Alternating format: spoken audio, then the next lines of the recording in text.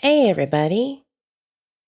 Welcome in. Welcome in. This is part 2 of the Stacey Wondra review on Crime Lines and Lies Q&A panel from last night and a new interview that happened, excuse me, this morning. Now, if you don't know who I am, my name is True Crime with Eve, and I have severe allergy problems, and you will hear some stifling, and my voice might sound a little different today. So I have boosted it up a little bit. If I'm too loud, just let me know in the chat.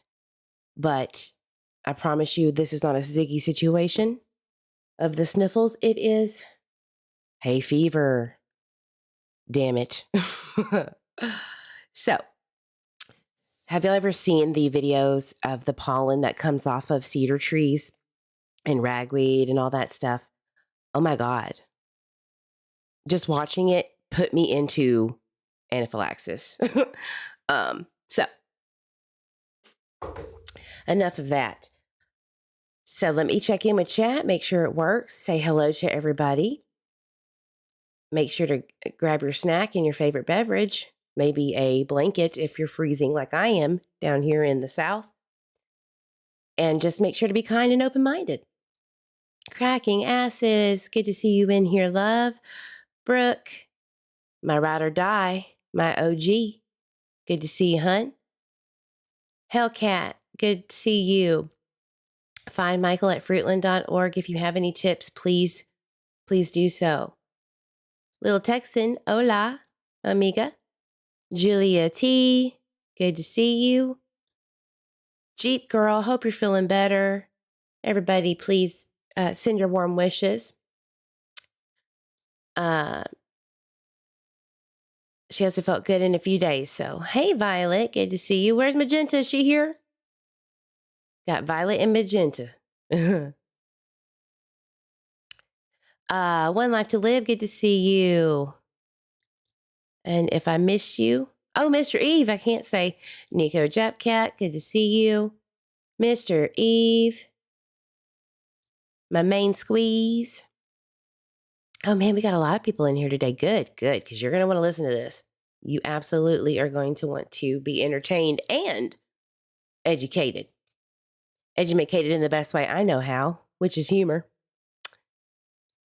No worries, widow. I hear that if you unsubscribe and resubscribe to someone, that it helps with the notifications, which I think that's worked for me in the past.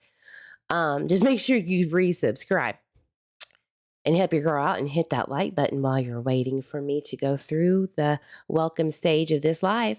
If you're watching the replay, give your girl some love and hit that like button. Put a comment down in the comment section. Show some love. Wilted Lettuce, good to see you. Juniper's Tarot, good to see you. It only makes you sound smixy, like a jazz singer. Ooh, maybe I should do that. Everyone tells me to do ASMR. I'd be very successful, but I'm afraid that if I'm so good that people will forget to hit the like button on the ASMR because they fell asleep before, so, right? I don't know. Maybe I'll try it, but everybody tells me to. I saw somebody in the chat that added me. Who was it? Shannon Pisces. Wow, good to see you. Yes, original gangster. Sister from another mister. Hey, love. Hope everybody's doing okay. He took the boys to the hangar. We run a hangar. I don't really run it. Mr. Eve runs it all by his lonesome, but it's got a nice little setup to watch some movies. You know, boys' night out. So thank you for doing that again for the second day, Mr. Eve. Hi, Marty. All right. Is my sister Violet here? Well, yes, she sure is. Good to see ya. Thank you for joining. All right. So what are we doing? Well, last night, if you were here, and if you haven't watched it, please go watch that one before or after this one. It doesn't matter. But we talked about Stacey Wondra on Crime Lines and Lies Live, and what he was saying about timelines. He was actually saying, look, we were here, we were there, we were everywhere, but we sure weren't kidnapping children. Near Michael's home on Southwest 9th in Fruitland, Idaho. He went missing on 7/27/21 in between 6:40 to 7 p.m. allegedly. Possibly, maybe. And what these 4 suspects, if you don't know, of Michael Vaughan's case is Sarah Wondra, Stacey Wondra, who live at 1102 Red Wing, which is a 4-minute walk from Monkey's home in the subdivision across the way called Hidden Meadows.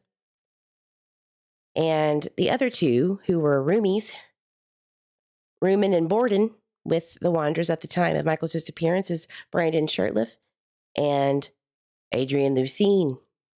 They were all plastered on billboards in December of 2022, named as suspects that have knowledge of Michael Vaughan and what happened on that day. Sarah Wondra was charged with failure to report a death, which was dropped. The case study, or the case that they referenced, was very, very interesting when I read it, to use as the reasoning for why they dropped the charge. Real quickly, I'm just going to tell you it is important, and here's why. In Coeur d'Alene, I could be saying this wrong, but Coeur d'Alene, Idaho, there was a case where a woman went and took drugs, a grown woman. She just got out of jail, I think, and she was trying to get on the up and up, but, we do fall short sometimes. And she went to a trap house and overdosed. But because the drug dealer, it was his drugs, he was like, I'm not going down for this. So my supporters, these 2 women, went and did the hideaway, meaning they put the poor girl in the Coeur d'Alene Lake wrapped up in a shower curtain, which, man, if you've known me on the spiritual side, a curtain has been involved in my readings with Michael Vaughan, and I don't know why and where and all that. But anyway, so she wasn't necessarily murdered, right? However, they helped dispose of her because of the crime of her overdosing on the drugs that the drug dealers, which it was his house that she overdosed in. You catch my drift. So failure to report a death, they couldn't be charged with necessarily because, of the circumstances. It's self-incriminating. It's against your constitutional rights. Me personally, I have no stake in the game, but the constitutional rights is, you're born with them. And so it is unconstitutional to self-incriminate, and that's why that charge is very hard to stick. But the case reference was so interesting because there was at least 10 to 20 different cases from around the U.S. that they could have used, but they used that one. Maybe it was just something that the prosecutor was like, oh, I remember this one. Let's just use this. I don't know. So just keep that in mind. Keep that little story in the back of your noggin when you're listening to the entirety of all the content about Michael Vaughan. Is that how you say it? Coeur d'Alene? Coeur d'Alene? I hope I got it right. Addiction is awful. Absolutely. Absolutely. And it's not something to joke about or play with and use as something to use against someone when they are trying to recover. You don't sabotage anybody's recovery, ever. Ever. They know who I speak on. And Juniper, I know you know who I'm talking about, and I don't want what I'm saying and you to crisscross applesauce, because I understand that you're a supporter, and just know that we could separate those things. So, baby Eve is hungry. When is he not? He is always hungry. That baby can go through some formula like nobody's business. It's time to get that rice cereal and baby food. Because I can't keep feeding that baby every 3 hours. But he is so cute, y'all. He's so cute. All right. let's get into where we picked off, where I left off. Pick back up on that. He was talking about Adrien. Brooke from Crime Lines and Lies was getting into Adrien Lucine. Now, I want to show you, if anybody is not aware of who what he looks like, all that stuff. Well, let me tell you, I've done the research. I can show you a glimpse into the life of Adrien Lucine. Jack of all trades, if you will. He has lived in various areas across the U.S. Los Angeles, Idaho, Ohio, Toledo to be exact, Washington, D.C., you name it, Puerto Rico. The boy's been everywhere. He was, I think, in my opinion, going to be a professional basketball player one day if he would have kept it up. He's a very tall man. He's a model, content creator, TikToker, blogger, voice actor. If there's something that he wants to do, he does it. That's my take on it anyway. So let's take a look.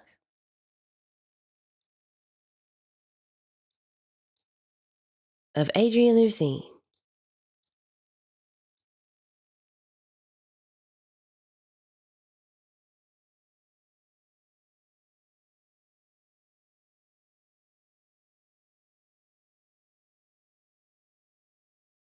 No, you didn't. No, you didn't just block me from his content. Dang it, hold on.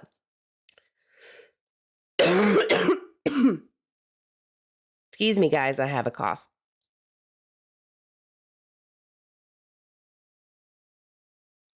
Sounded like Stacey Wondra. Poor guy, I think he went to the hospital. No fear, I downloaded all of those damn videos. It's just going to take me a second. Yeah, Stacey did not sound good on the live this morning. Oh, I forgot to mention that Adrien's a rapper. He's got some skills. And a nice little bag there. He's stylish. He's got that model essence. That flavor, if you will. Yes, Brooke, yes, girl. It's awful. It is awful. So I think this one was a good... They even talk about it. You know who No Jumper is? Like a rapper? He talks about Adrien, and this guy has like a big following. And I'm like, wait, how the hell you know who Adrien is? Is he really that? Yo, this is No Jumper. Deep connected? Like they're in a rap video together. He got 4.69 million subscribers, y'all. Y'all see that? And he's talking about, look in the comment section. I think Stacey Wondra even comments in here. I really do. Let's see. No, I know he does. I have a screenshot somewhere, but I'm like, damn. Who is this Adrien? He's got to be more than just some drug trafficker, right? Because he did get busted for that. Like, what's going on? Is this one of those, Ziggy Tupac things? Shit, I don't know. But I was flabbergasted, to say the least. Here's one of the videos so you can see him in the flesh here.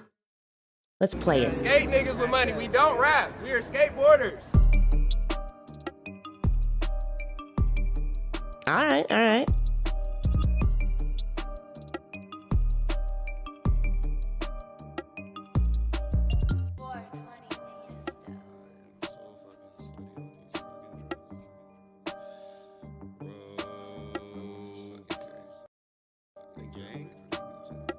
Excuse the content. I can get down with this. All right. You think you me, you must be dreaming. Niggas never same teaming, hey. I'm off the shrooms, bro, I'm tripping, hey. I'm off the lean, cause the niggas still sipping, hey. Niggas talking, but these niggas ain't tripping. Hey, niggas talking beef, but these niggas really chicken. I'm a demon when I feel it. There's your boy. There's Adrien right here. Got some M&Ms in the back. Very eclectic group. And a nice, very nice vehicle. Michael Jackson, Brian Miller might just thrill it. All that dub talking, nigga, you should kill it. I'm off this lean, do you feel it? Yeah, I feel it, yeah. I'm off that lean, do you feel it? Yeah, Okay, you get the drift. I was feeling that a little too much. Feeling my inner baddie.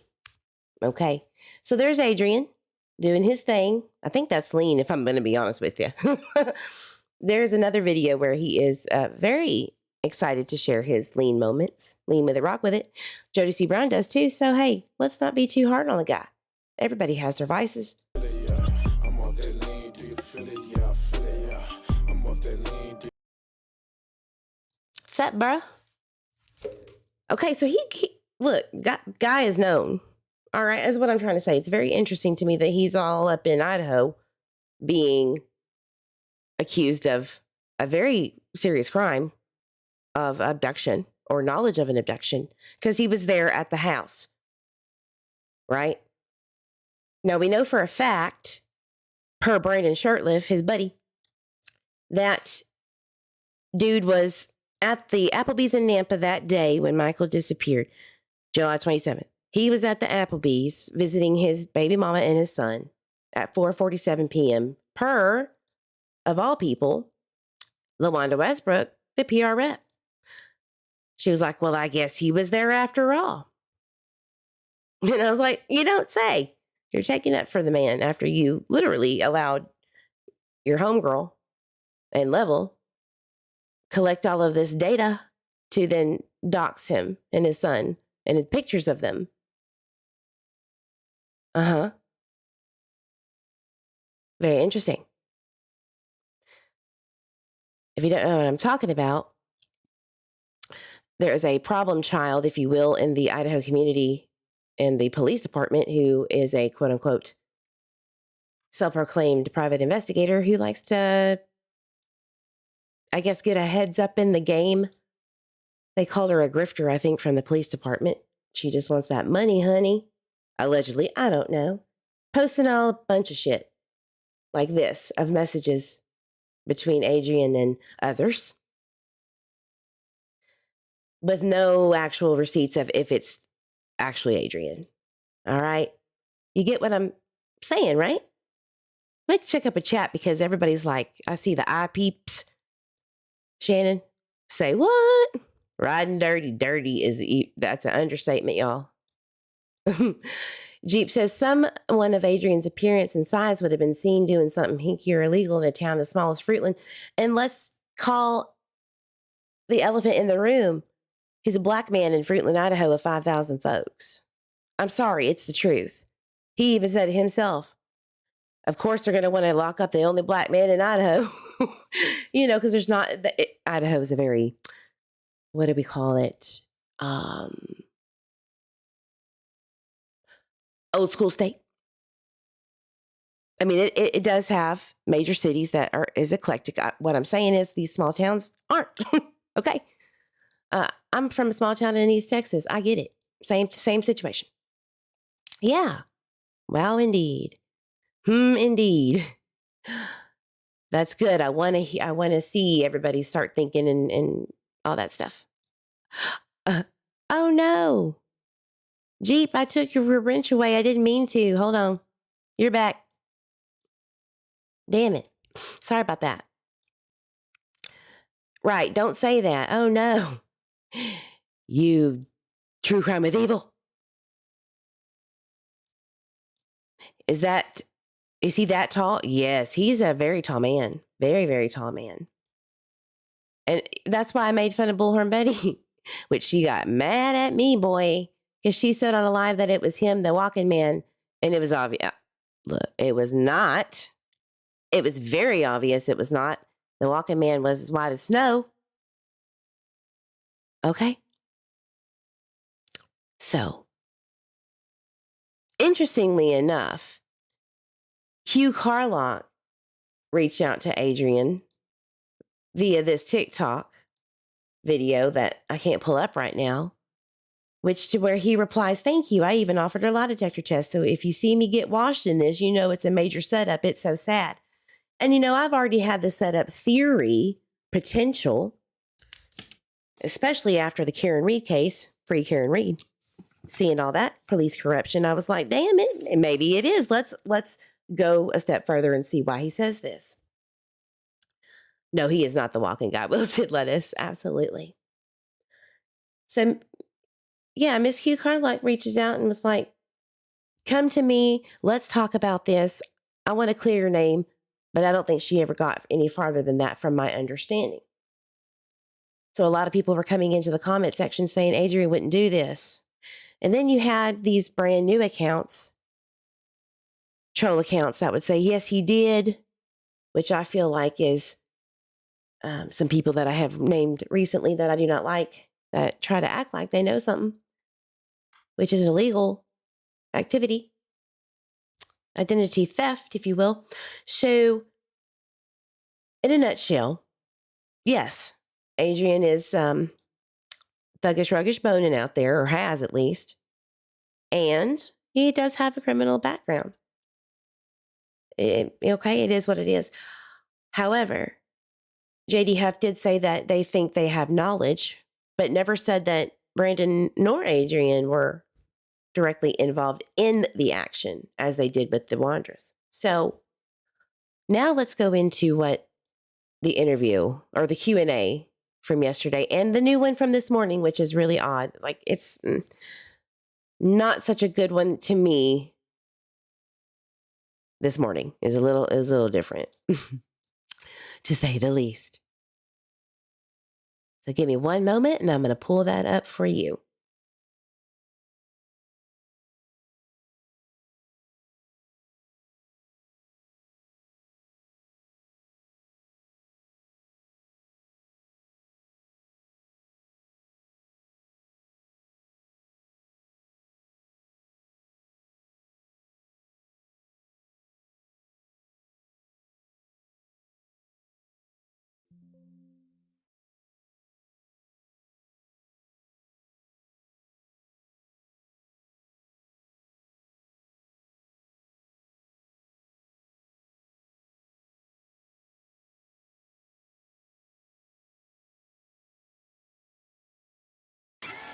I told you that this morning up inside.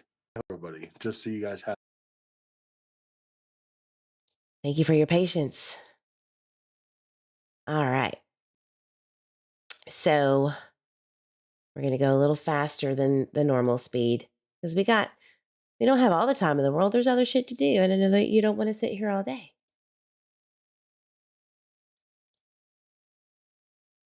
Okay. So let's listen for a second. Unfortunately, in the eyes of Idaho, I don't know everybody else, but in the eyes of Idaho law, a polygraph is not admissible in court unless it is deemed that you failed it. So, real quick recap. He did say that he was the only one that passed his polys. We don't know exactly where that came from, who said that to him. Is it an investigative tactic? Was he lied to, etc.? There's no actual receipt. We just have to go by his word that he is the only one out of Brandon and Sarah that passed the poly. They failed. No, we don't know that. We don't know for a fact, but that's what he's stating, which I thought was interesting. I'm appalled. I'm very appalled. Like I told you this morning as well, I want justice for this little boy. I want this little boy to come back home to his mother and father. It tears me up inside. I hurt badly because I want this little boy to be with his family.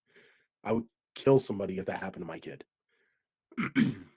So I can only imagine what they're going through. How old is your baby? I don't have a baby. He was speaking in generalities, and I think Brooke took it literally. She's like, "Oh, you have a kid?" No.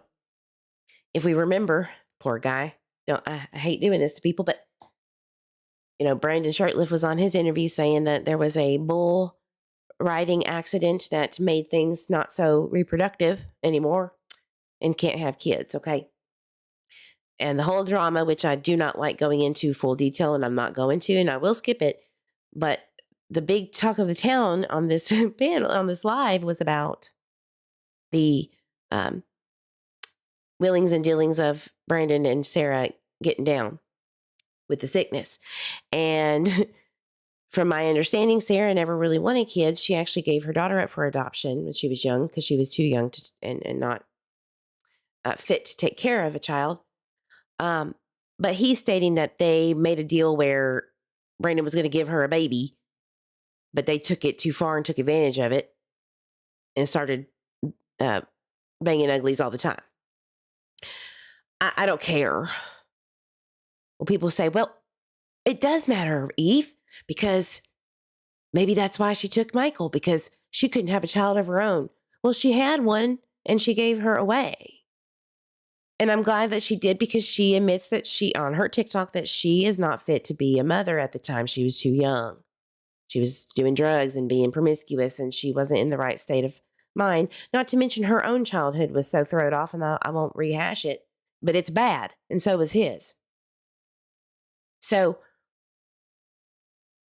I've done my research. So let's just not make it a big deal.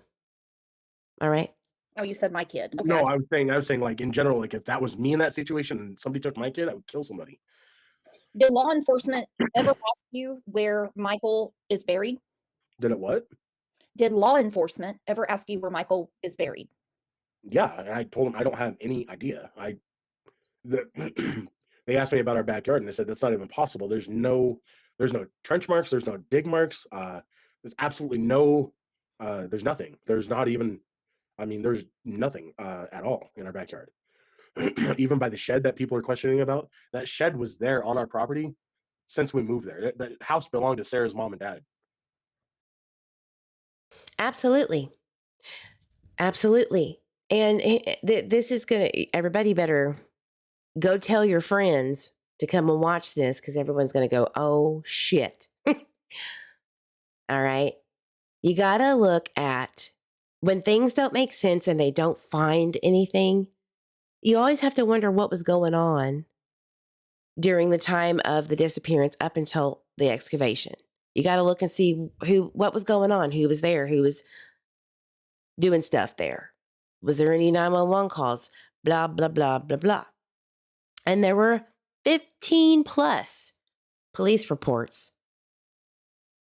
And that's not including all of the non-documented trips to the hospital from one of these two throughout 2021 alone, including a wellness check on Michael's birthday for the ex-wife of the neighbor that everyone side-eyes all the time because of their background against children. Filed a missing persons report because they hadn't seen her in a while. She ended up staying with the Wondras at least as of September, October of 2021. So she was a resident. If you think about it, maybe not in July. I'm not sure yet. I can't confirm that. But they do say that she was crashing there. And all of a sudden, these people started coming in and out. And I don't know if that's related to her, but there was people coming in and out that were influencing her husband.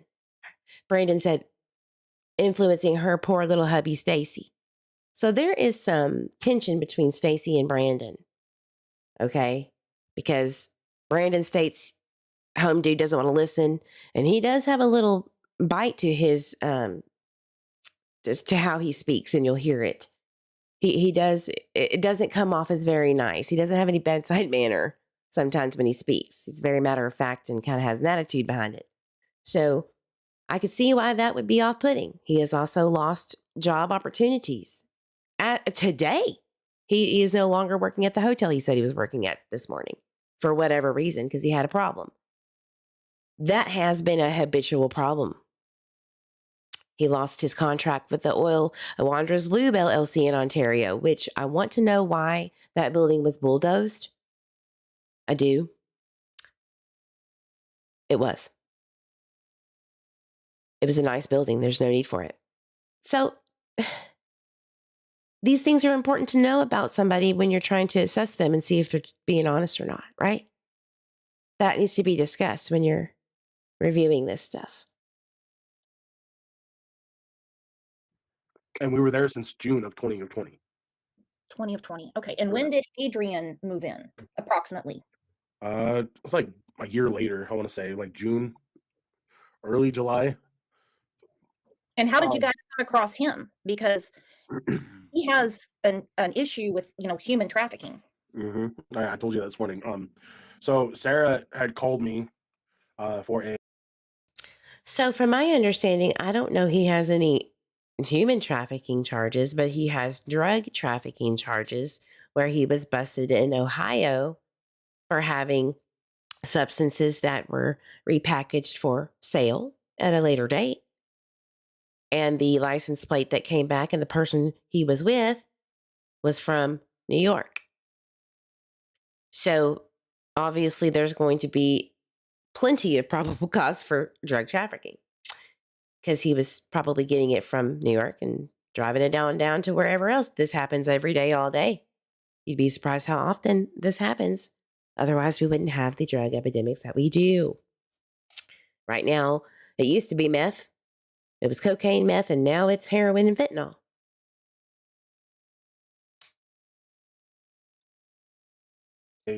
I was at home at the time. I don't know. This was in June or early July. Called me and said that, hey, I have a question for you. We need to talk. I have a taxi customer who called me asking if we would just help him out with a ride. He doesn't have any money at the time. But I'm really compelled to help him. He also doesn't have a place to live. He's staying behind a dumpster in Caldwell. Do you feel like we're in a position to help him? So Sarah, being the God-fearing, loving woman to help every man who is down on their luck, because she needed that in her life, and she's very religious, and so is her mama. She said, please help this man. And from what I understood, I just heard that he said he was living in a dumpster and behind a dumpster in Caldwell. Ouch. Now, I think what he means is, if anybody's familiar with Caldwell and the Black Canyon Motel, it's a motel where a lot of drug activity happens. Ironically, somebody that's kind of close to people that work at the Albertsons was staying there too. Allegedly, per the police report, allegedly, who was also ducking and dodging police that night on July 27th, but I digress. That Black Canyon Motel, Holiday Inn was full of drug activity, full of it. And it is a dumpster of a place. Absolutely dumpster fire of a place. Nefarious shit goes on all the time. No, but it was there in July 27, 2021. It was there before. So I hope it's gone. Is it really gone? Thank God. It's gross. I'm sorry, I'm not trying to be ugly, but it's horrible. And the police reports agree. So, and maybe, even if it wasn't running, it's still there. And people might be camping up shop in there, homeless people, But I digress. I don't know why Sarah would want to help out a stranger like that. And I don't know if this is true. This is just what he's saying. So again, that's where Adrien allegedly is coming from. He grew up in Ohio, but he also grew up in Idaho because of basketball scholarships that he fucked away because of the lifestyle that he chose. That's how he ended up in Idaho. He has a child there and a baby mama and all that. So I wanted you to know the background of why he's in Idaho, what ties him to Idaho, and 1102 Red Wing Street, the Wandra's home. Wow. My response to Sarah was this. I said, I do not feel comfortable. I said, our situation. You know that, yes, we do have a heart to help people. We love to help people. But we're not in a financial situation nor a physical ability to take on somebody else's, problems. She then approached me and was like, well, I really feel like this is God's calling, again, the whole God thing. God wants me to help him. God's telling me we should help him. And I'm like, you know what? Fine. Do what you want to do. I had told her specifically I was not okay with it. But being the person that she is and being the person I am, I suggested and told her that it wasn't okay. But she did anyways. And as a result, he caused us problems. Yeah, and I don't know what those problems are. I really don't. Maybe that's where the people were coming in and out. Maybe Adrien and his group of folks. And I'm going to tell you, there are people that are associated with Adrien that do have their definite issues, big criminal problems. Not going to deny that. Absolutely not. But the ones that were put out on Twitter by the three that I mentioned, they were in jail. They were in jail because he had stayed at these people's homes prior, right before or right after Michael disappeared. I have spoken to that family member. We are friends. She confided in me. She was heartbroken when they doxed her, and yes, Level, you are a part of that, asshole. You need to stop this. This is like the 16th case that you fucked around and found out. One day it's going to catch up to you, though. And your friends. Enough. And then I talked to the other two family members that were blasted on Twitter. Good job. They were also, they had spoken to Fruitland PD and made complaints and were told they are not looked into. These are not who we're looking into. So all these people that were put out there on blast, and you don't need to know them. That's why I'm not putting that information up, because you don't need to know. We don't need to know. But those are the things that are happening on these YouTube streets. I had to go and talk to people off the ledge, because when you accuse people, criminals like that, of crimes that they didn't commit, and they are actively trying to recover or in active addiction, it's the worst thing you could do. And I'll be damned, 2 months later when that happened, that one of the people they blasted out on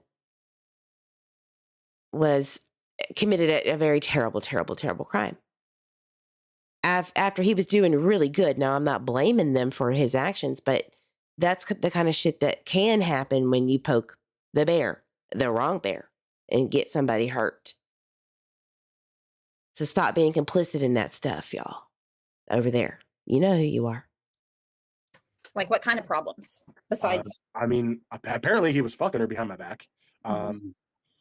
Like, he would try to get us to scam people for, like I was telling you this morning, Brooks, scam people, creating a false or a fake chat line, and then hustling people for their money and taking their money from them through Cash App.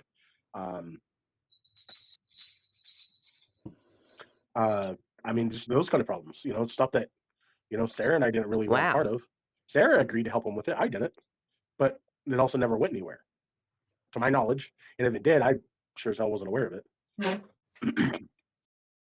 So he's accusing her of scamming with Adrien and bumping uglies behind his back. Seems like Sarah just swings wherever the wind blows. But that's not what I understand it from her side. And y'all get ready for that bombshell here soon. Let me just tell you that. From the mouths of babes themselves. How about that? Wink, wink, wink. So either way you look at it, I don't give a shit. And I don't know how that's relevant to MJ's case, unless they were scamming to pick up innocent children, which I don't see that happening. That would be very stupid.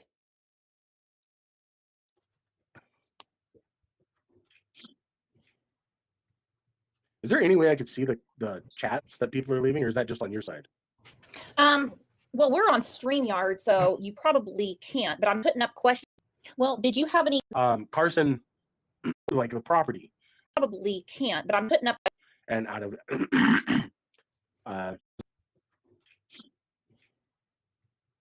is there any way I could see the chats that people are being told? And what I understand, the cadaver dogs had hit around the general premises of the neighborhood, like the property. Just because a cadaver dog, like my experience, with and knowledge with law enforcement, like just because a cadaver dog hits on a certain on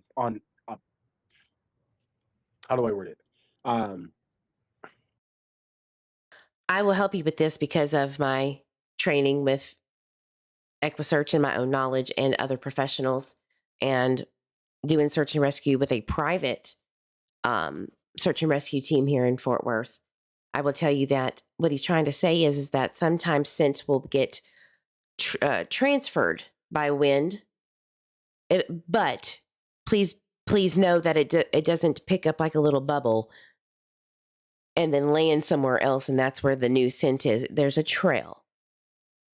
So what he's trying to say is that scent can be kind of spread out by the weather and other factors. And that's what he's, I guess, assuming or alluding to, his scent being around the house or wherever. Now, I don't know if that's true, but a lot of people have been saying that that's the consensus, that cadaver dogs picked up on scent. Now, when is my question? Because obviously it wasn't July 27, 2021, but that's what all these people are saying. If that was the case, why didn't they have a search warrant way back in the day when it happened originally? Why is it a year and a half later? That's my question. I don't have an answer for that, I guess. I don't know. All I know is that I'm being told that the cadaver dogs hit around the property, but not on the property, if that makes sense. Like in the general concept of a neighborhood. Carson. Now that's a new story. That's big. What he just said. He said around the neighborhood, general consensus around the neighborhood. So as I said yesterday, when Chris McDonough said we need to look outside of this immediate neighborhood where Michael's house is, little did I know it was the subdivision across the street. And here's the bad thing, though, that I think was very important when Twitter and Brandy were working together, or trying to anyway, to clear up the knowledge being put out there that Tyler, Monkey's father, was in that general vicinity looking for Monkey around the time. Not exactly sure, but from my understanding, it was at least before the call or right during the call to Brandy at 7:05 or 7:04, whichever. That's got to be cleared up for the public, at least to say, no. Now here's the deal. But it was a big contention. It was a big thing. Don't talk about it. Don't even mention it. Blah, blah, blah. A troll mentioned it in the chat of Brooks a few weeks ago. And god dang, you thought that this troll was going to, they said he was Stacey himself. Woo! Burned him at the stake. So Brandy did clear it up and said, yes, he was back there behind the drainage ditch or whatever she said, which is about 200 or I think 300 feet away from their home. All right. So that has to be clarified so that nobody assumes or speculates that is there a connection between that being picked up versus him being around there. It does not look good. Plus, a lot of people were questioning what the hell was he doing back there? Why was that a point of interest to look back there? And I don't know. I can't tell you that. Maybe that's just something he knew to look for. He knew that area. I mean, let's be real. Cornwall Way, which is right across the way, about the splash pad area. Tyler's family had a house over there at one point a long time ago. So I'm just saying, he was very familiar with the area, and maybe that's just something that he knew to go look for instinctively. I don't know. And that caused a lot of problems because I guess it was people were assuming that the Twitter folks were trying to tie that together. No, we're just trying to make it clear that that is what has been said. That's all. And now that Stacey's saying it was around the house, not necessarily in the house or on the property, which JD Huff says that cadaver dogs hit on human remains. He never really specifically said where. He didn't. Is saying that Michael may have been over that area. Michael may have been in that area, placed in that area, or another house, or their house. I don't know. What do you think? We'll have to go look at what JD Huff said about the human remains being detected by dogs, by cadaver dogs. I don't know why Carson would say anything such as the cadaver dogs alerting, because Carson wasn't even home that day. From what I remember, he was out doing his little painting gig that he does. Carson's a professional painter, so he wasn't even home the night of this disappearance, or the day of this disappearance. Was it day or night? I don't know, I know Carson wasn't there at all that day. Is what I'm trying to say. Oh, I'm sorry. Well, he didn't play into that trap, did he? Because that could have been a trap. Brooke could have been like, aha, you said night. If he were to say night. Aha. But no, he said, I don't know. I'm just saying that Carson wasn't there that day. He wasn't there at all.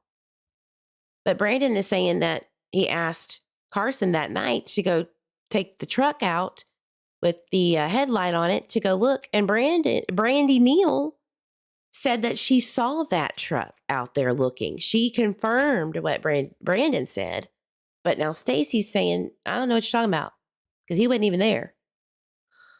So that's a problem. But it is also 2.5 years ago. I'm sorry. No, I just got okay. It's okay. Yeah, no, I know that Carson has, a full-time work job, but I also know, and I found this out through the detective as well, that Carson and his wife also are registered sex offenders. I didn't find that out until This is true. Until after I started getting questioned by the detectives. Well, did you have any conversations with Carson, let's say a few days before Michael disappeared? About what? No, anything. I mean, Carson and I talked all the time, specifically mainly about mechanic stuff. Okay. Or him and I like to go, shooting. We would go shoot gophers down at off of Pearl Road. It's like going towards Parma.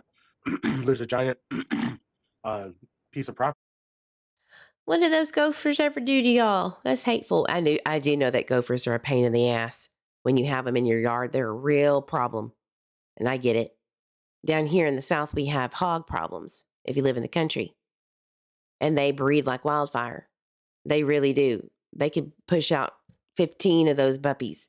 It's very annoying. And they'll eat anything, including your fence line, including your grass. They will eat everything. Where people go ride their dirt bikes, or people there. It's just filled with gophers. Or whistle pigs. So we go shoot gophers. So I don't know. 90% of the conversation with Carson was legitimately mechanic questions or mechanic conversations. Well, and you guys were friends. He tried to basically disassociate himself from you and Sarah in the house, but Sarah said that Michael was buried in his backyard, and that's not the case. It makes no fucking sense. Again, where I want law enforcement to sit there and show everybody. I want them to show pictures of the grass. I want them to show the evidence, the ground penetrating surveillance. I want them to show where they see that there was a hole dug, because I know for a fact that if you're going to dig a hole on a property, on some even grass of any sort, anything, it could be anywhere, you're going to leave a dirt trail. It's common sense. Right. I have to agree. Yeah. If Lovely in the chat, go. If you feel safe and feel so inclined to, do it. And let me know what you find. If you ever feel so inclined, I would appreciate it. Send you a gift or something. Because Pearl Road has been on the 911 call reports throughout this whole time. Parma doesn't seem to be a place where Payette County law enforcement, wherever they are, Fruitland, doesn't matter, They don't seem to go out to Parma very often unless there's a fire or medical emergency, like somebody's passed away, older folks and stuff. I only see very rarely one trip to Parma a month, maybe two, 3 tops. So You're not going to just dig a hole and have absolutely no residue from it. No remaining dirt left on the ground. Well, I wonder who told them that, because Michael disappeared in July of 2021 and they started the dig in November of 2022. Obviously, between rains and snow and grass growing back over, there wouldn't be. I don't know. I have no idea. It makes me appalled. Well, Sarah, I mean, I can't say Sarah said it. I can't say that because it's just rumors, around the internet. Did Sarah change her clothes that day after towing the car? Was there any missing clothes of Sarah's? No. Sarah wore the same. Sarah literally wears That's one a great- outfit a day. Yep.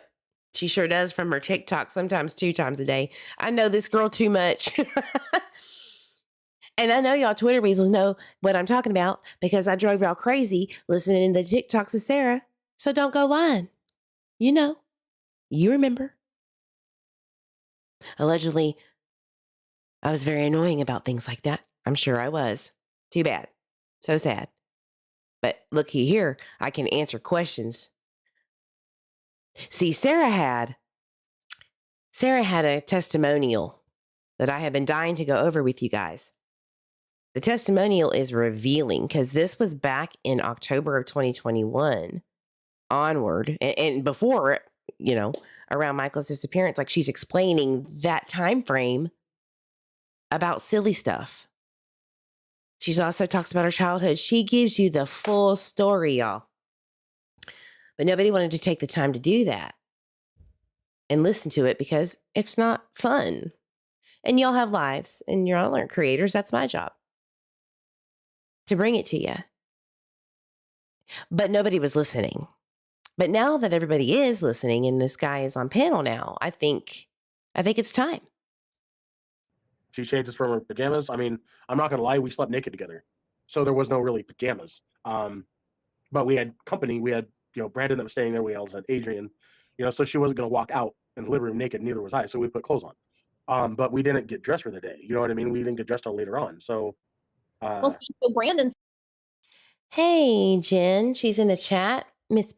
She is the caretaker of MJ before his disappearance. For those who don't know, welcome in. I hope you're doing okay. I hope you are healing and feeling better from the feline incident. Those damn cats. Mean as hell. If anybody has ever been bitten by one of those bastards that has nasties and other things, and I don't think it was cat scratch fever that you said you had, but anyway, it doesn't matter. She got hurt by a cat, I believe. And it was really bad. And I hope that you feel better. And I hope you're healing well. And if I was wrong, I'm sorry. But I remember that's what happened. Yeah, Parma. Okay, so Parma, Jen. He said that he and Carson Starkey used to go shoot gophers over on Pearl Road in Parma.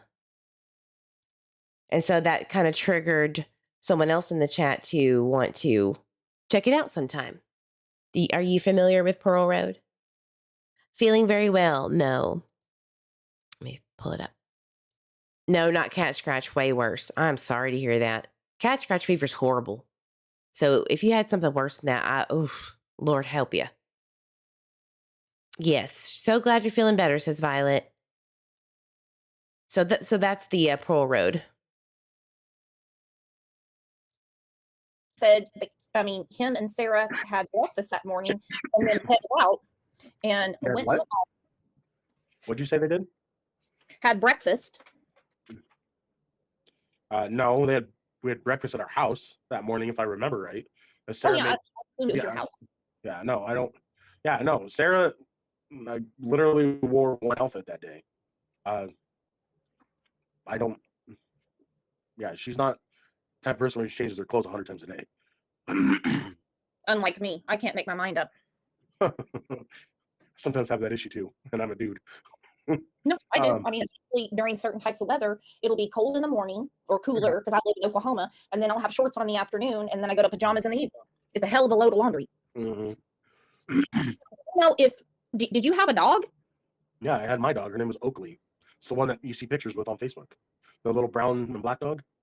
Okay, so That's I Oakley. wasn't quite sure. Very I cute. wasn't quite sure if that was your dog or you were Mhm. babysitting a dog because I No, heard that that you was. guys had a dog. I don't remember exactly what the reasoning was. One. Sarah said on October 7th that you were out of the hospital.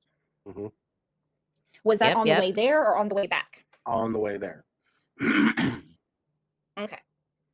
I assumed you all were on your way back. So what is she talking about? She's talking about the Texas road trip to go rescue a dog to bring back up to wherever.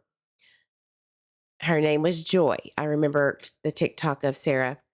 I think she was in a hotel room and she was explaining her experience because they had got stuck in the mud in Texas. It does happen. Getting stuck in the mud in Texas on a back road is scary as hell. The hills have eyes vibes, okay? You're like, oh shit, it's midnight. I don't know where I'm at.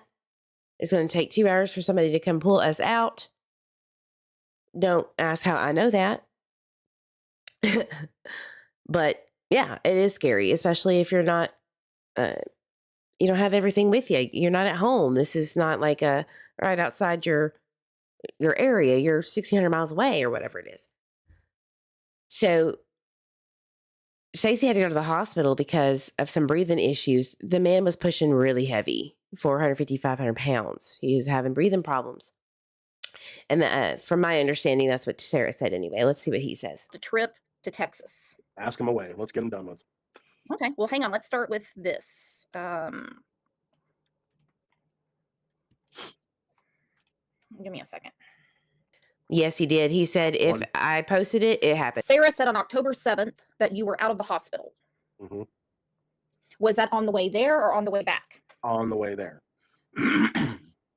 Okay. I assumed you all were on your way back. I apologize. No, that was on the way there. Okay, so you were in Melrose, New Mexico. I believe so, yeah. Okay, and she said that you checked yourself out, you had no discharge papers, and that you signed against medical advice. I don't remember exactly, probably just because I think they were trying to like, I don't remember exactly what the reasoning was. I literally went in there to get checked to see what was going on because I was having a very hard time breathing. As you know, I was a very big guy, a lot bigger than what I am now. Oh. And so Not to toot my own horn or anything, but didn't I say that months ago?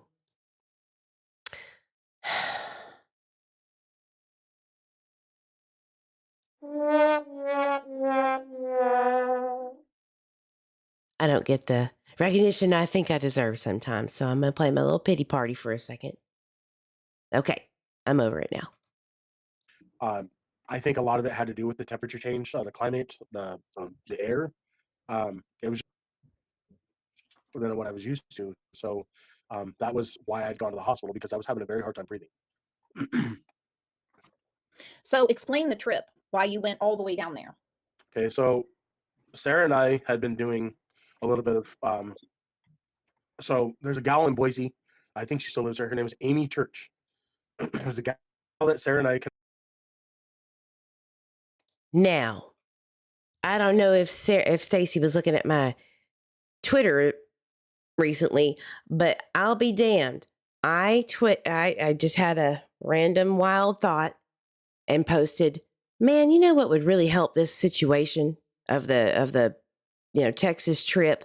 Because everyone was like, they took Michael down there to dispose of him or traffic him over to Mexico. Which, I mean, that's a legitimate thought. I get it. But let's clear it up once and for all. Because we've not seen this damn dog. I have. Very, very briefly on a TikTok, actually. It's in one of them. But that wasn't enough for me. And I was like, man, I wish that person would just come out and say, yeah, she did. And that's that. And clear this all up. Not that we deserve to know shit, but the investigators do. But it would just be really nice, be a nice thing. And then here he is saying the name of the woman that asked for the rescue. Let's see. I think a lot of it had to do with the temperature change, the climate, the air. It was Yeah. okay. So Sarah and I had been doing a little bit of. So there's a gal in Boise. I think she still lives there. Her name is Amy Church. There's a gal that Sarah and I connected with. She had posted an ad initially on Craigslist years ago, back in 2021, I think, or I don't remember, but she had posted an ad on Craigslist saying that she's looking for somebody to deliver a puppy to Grants Pass, Oregon. Where's So that? Grants Pass, Oregon. So I looked this up yesterday, and the link is broken. So when you click the link, I had to go to Wayback to get the snapshot, but it doesn't show the entire post. It just shows the title. And I did not upload it from my phone. It takes too long to get into Discord to show you. I will put it on my community page for you to prove it. But this is confirmed. Confirmed. Thank God. I was so freaking happy when he cleared this up. It was a legitimate request. Now, Craigslist is scary as hell. After the Craigslist killer, I don't mess with Craigslist. Craigslist is old news. I'm too scared to even look at it. Some dangerous shit has happened from there, but some people, I guess, use it, like Idaho, for instance. And so the way back, when you go look at it from that date, I think it was in September that she posted it, and it was legit. Now, did it actually happen? I can't tell you that, but the post is legit. He's not lying about that. How far is that from Fruitland? I mean, it's clear on the other side of like the other side of Portland. So probably 8 hours, 9 hours. If I had to guess, I haven't looked it up. I don't have a way to look it up on the map, but right now, because I'm on the video, but pretty sure it's like an 8 or 9 hour drive. So we had agreed to do it because she was willing to pay us like $500 or $600. We Oh also my took God. the truck that night to Grants Pass, Oregon, because If you don't stop. That's really cheap to tow whatever they were towing. What did he say they were towing? Let's see. all that Sarah and I connected with, she had posted an ad initially on Craigslist years ago, back in 2021, I think, or I don't remember, but she had posted an ad on Craigslist saying that she's looking for somebody to deliver a puppy to Grants Pass, Oregon. Okay, the puppy. Excuse me. Where's So that? Grants Pass, Oregon. How far is that from Fruitland? I mean, it's clear on the other side of like the other side of Portland. So probably 8 hours, 9 hours. If I had to guess, I haven't looked it up. I don't have a way to look it up on the map, but right now, because I'm on the video, but pretty sure it's like an 8 or 9 hour drive. So we had agreed to do it because she was willing to pay us like $500 or $600. We also took the truck that night to Grants Pass, Oregon, because we also found a guy on Craigslist that needed his behind camper towed to Walla Walla. Walla Walla was on the way to Grants Pass, Oregon. So Sarah, Brandon, and me, and this guy and the dog, and then this guy we picked up for the camper, that had the camper, all drove to Grants Pass, Oregon. Well, drove to Walla Walla, dropped him off. So real quick, don't leave. I know this sounds like boring information, but your girl sleuths to the finality that she can until more information becomes available. If it yields, it yields. JD Huff. Shout out. And it yielded. So that's a damn long way. And for however much it cost to get there, I don't think they made a good deal. But this is kind of important. I don't know if he's saying that it was that night, but that's what I heard. So let's just refresh that again. On the map, but right now, It's almost 8 hours to drive sure there. it's like an 8 or 9 hour drive. So we had agreed to do it because she was willing to pay us like $500 or $600. We also took the truck that night to Grants Pass, Oregon, because we also found a guy on Craigslist that needed his pull behind camper towed to Walla Walla. Walla Walla was on the way to Grants Pass, Oregon. So Sarah, Brandon, and me. So Chris Medina, he's not listening, but I'm just talking out loud to him.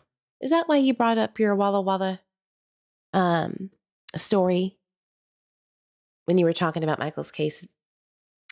Did you, and you talked to Brandy about this guy. He is a notorious child predator killer from the 90s. Is that why you brought him up? Because you had some information about Walla Walla, maybe? Just putting that out there. And this guy and the dog, and then this guy we picked up for the camper, that had the camper, all drove to Grants Pass, Oregon. Well, drove to Walla Walla, dropped him off in his camper, and then we continued the drive to Grants Pass, Oregon, dropped off the black lab puppy, and then headed back home. That was for that. So basically what I'm trying to tell you all is we did a lot of, we tried to do what we could to serve our community. The trip, as far as the trip to Texas goes, so we initially gone to Texas because we were offered, it was like $1,200 or $1,400. She tried to give us a quote of $1,000. We were, No, if you're going to make me drive to Texas because you have to drive back, you give me $2,500, period. And pay for my hotel. Sorry, that's a long way. You got to pay. But, I mean, whatever. like, no, we're not going to do it for $1,000. Like, we need to account for this trip, the gas it's going to take, the food, the hotel stay, and then the trip back. So we counter offered and offered like $1,200 or $1,400, and she was like, okay, that's fine. So she gave us $900, I believe, up front, and was going to pay us the remainder once we picked up the dog, which she did. On the way to Texas, I don't remember, it started with an L. There was a small city in Texas. Luling. We ended up encountering, it was on a 2-lane highway, and we encountered a detour sign. I know a lot of you have questions about the muddy road and why we took. The reason I think it's Luling, Texas is because they were near Snyder, Texas, per a Facebook post that Sarah Wondra was having an anxiety attack over Facebook tracking her phone because of the ads she was getting. I digress. She was like, I'm not anywhere near here, but it keeps saying I'm here. So the only place that starts with an L that's close is Luling. Lubbock is not small, so it can't be Lubbock. And I don't even think it's even anywhere near where they were. But Luling, I'm very familiar with. Nice little cute town. And that's where I think they are or were. And it does make sense via mileage from what they were saying. The muddy road. So to answer your guys' question is we ended up taking the detour. Yep, there you go. Took the detour. The detour literally was off the main highway, or the main 2-lane highway. We took the detour because there's a fatality. Took the detour, and then confirmed. Per this, if I can get it to freaking open, I might have to put it on my community page as well. But there was on 10/6 a fatality on the main road near Luling. Trust me or not. Like a quarter mile down the detour road, there was another detour sign that pointed to the right. We took that road, which was that road that photo was just showed up on. We ended up, there was like 2 vehicles in front of us, the trucks that ended up making it through all the way. So it wasn't just us that was on that road. But we tried to go through it thinking we'd make it, and we. So I know why they got stuck, because it was clay mud. Clay mud sucks. That shit is so slick when it's wet, and you have, let's just say, a few trucks running over it, and then you have that Toyota Corolla or Lexus, whatever they were driving. It ain't gonna make it. I can tell you that. That clay mud sucks. Got stuck. We didn't know what to do. I mean, there was no way I was going to be able to push us out of there because, I mean, my size, and secondly, just how deep the car was stuck.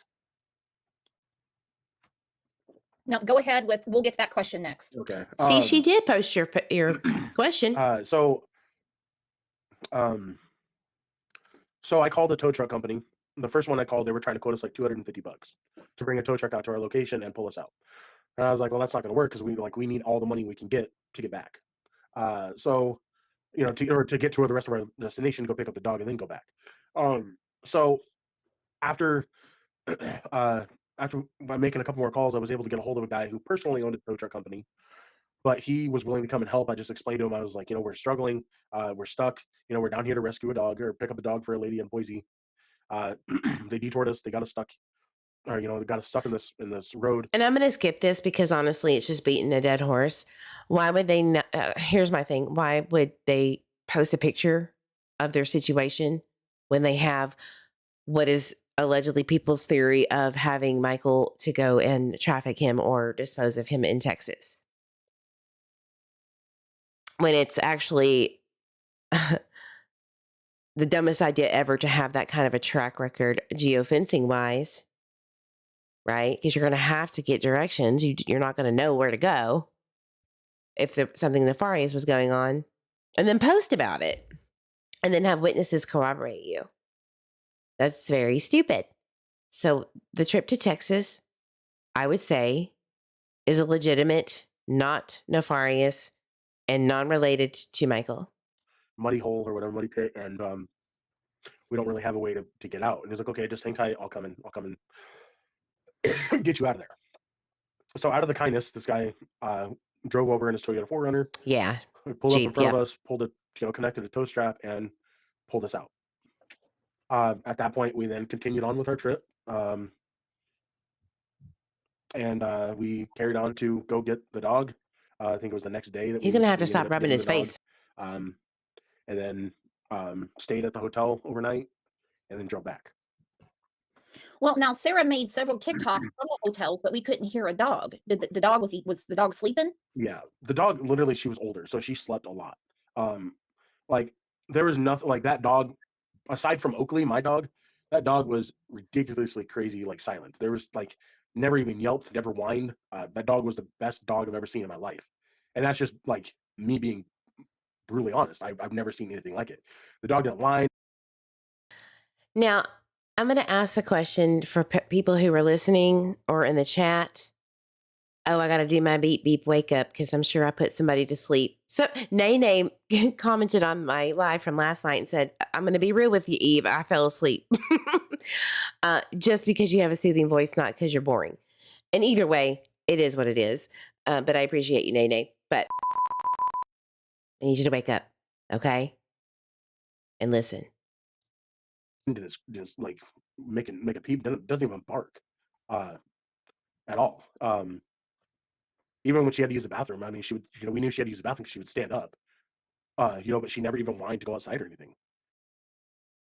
I want you to put in the comments or in the chat right now, replay crew, put it in the comments. Are you trying really hard to find the guilt in them and the suspicion in them? Or, and be honest, or is it just confirming truth for you and it doesn't sway you one way or the other? Like, how do you feel when you hear things that can be cleared up? Does it make you feel uneasy because there's something wrong? How do you feel about it? How do you feel when you're presented with things that can be cleared up, as I have been doing? Is there still something within you that says, I still don't trust this dude? And why? So that I know not to pigeonhole myself either which way. And if you might have something that could help me not do that, I think this is the way. Because I want to be unbiased. But I don't see the suspicion that everyone else is seeing, I guess. And I'm a suspicious bitch. I'm side-eyeing everybody with a smile saying, how are you today, my love? All right? Okay. Hi, White Crime. Good to see you, love. She says, Brooke says that's funny. All right, let's keep listening. Well, Julia T, I really want to hear your opinion. She says, glad to have had the confirmation of some truth. As few as there are in this. Agreed. Speaking of Oakley, who has Oakley? See, there shouldn't be a narrative. This is what I'm trying to say. Just because police say these four know something, okay, well, let's find out why they think that from a perspective of who they are as people. What do they do? What are their activities? What are they thinking? What are they saying? The behaviors before, during, after the time of the crime that they are alleged to have been involved in. So it's really good to know the actual truth and receipts of what the situation is at hand and break it down. Because sometimes people's lives just look one way when it's not, because they look like what you've already perceived, confirmation bias, without knowing everything. Context is key. Because anybody, if you're looking hard enough, if you're looking all the time and hard enough at something that you want to be true, it will become true no matter what you do, or no matter what is presented to you, and you get stuck. And then you could possibly misjudge something. And that includes more than anybody, somebody locally that could help break this case of Monkey, but they just didn't know that they should have maybe adjusted their mindset and remembered something. Oh, right, I remember. Which could potentially help this case be solved. Remember, only 11% of murders are solved. Over half of those are solved by the help of locals, tips, not just law enforcement alone. That is a terrible stat. Terrible stat. What I'm trying to get at is locals and tips from other people outside of law enforcement are key in solving cases, as low of a chance as it is. Okay? Now, Oakley was Sarah. When I went to jail, when Sarah got out on pretrial, Sarah gave Oakley to a guy named Victor, who was also a guy that we had taken to Portland, Oregon at one point in time back in 2020, I believe. He had posted an ad on Craigslist looking for a ride to Portland to go start a fresh life. I agree. We responded to it. As you guys probably are aware, we did a lot of Craigslist gigs. So then you're probably going to know a lot about, that's where most of these come from, is Craigslist. So we took Victor to Portland, and then he ended up, we stayed in contact with him throughout the next couple of years, and then he came back to Idaho and did some taxi rides for us. Hey, Susiana from Louisiana. Hey, sweetheart. I'm good to see you. She says, hi, I was lurking and working, but I found him believable for the most part. I think that he was thrown off by the interview. I agree. And I honestly feel the same way about Brandon. I mean, I'm a little bit more, I don't know, uneasy about certain things, but for the most part, you're not going to remember everything 100% perfectly. But at least we get timelines that could be confirmed and have been in some sort of way. And what does the other side do? Well, he still had time. They still had time, even though it's really crunched down to this 10-minute window, which it is possible. But it could have been vetted by cameras. It would have been geofencing data. So again, I have to ask law enforcement, what the fuck made you feel that a tip that came in was that credible? Is there a photo? Because honestly, any tip could be hearsay, but how did that probable cause? What was it? I wonder. Because these are people's lives you're dealing with that you're blasting all over the social medias. So I'm really struggling between, I don't see anything wrong here with, but why would they do that and risk a lawsuit or four? What was it? What happened? Now, mind you, things started rolling when Chris Madonna from the Cold Case Foundation got involved. Remember that. That's just the facts, Jack. He's the one that interviewed Carson. I'm not convinced that he wasn't the one that went to North Dakota or wherever he was, South Dakota, to interview Brandon. Obviously Chris McDonough interviewed neighbors around 1102 Red Wing. So what happened? What was it? And then when I got arrested, and Sarah got released on pretrial,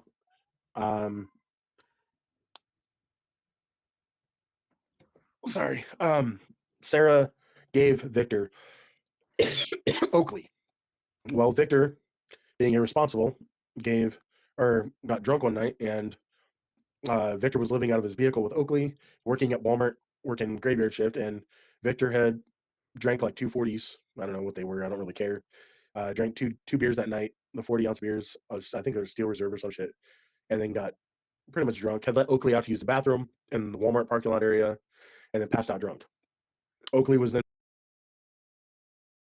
I'm really sorry. I had selective hearing. I need to go back and listen to this again because I heard Victor and I went, okay, shit, I was not listening, obviously.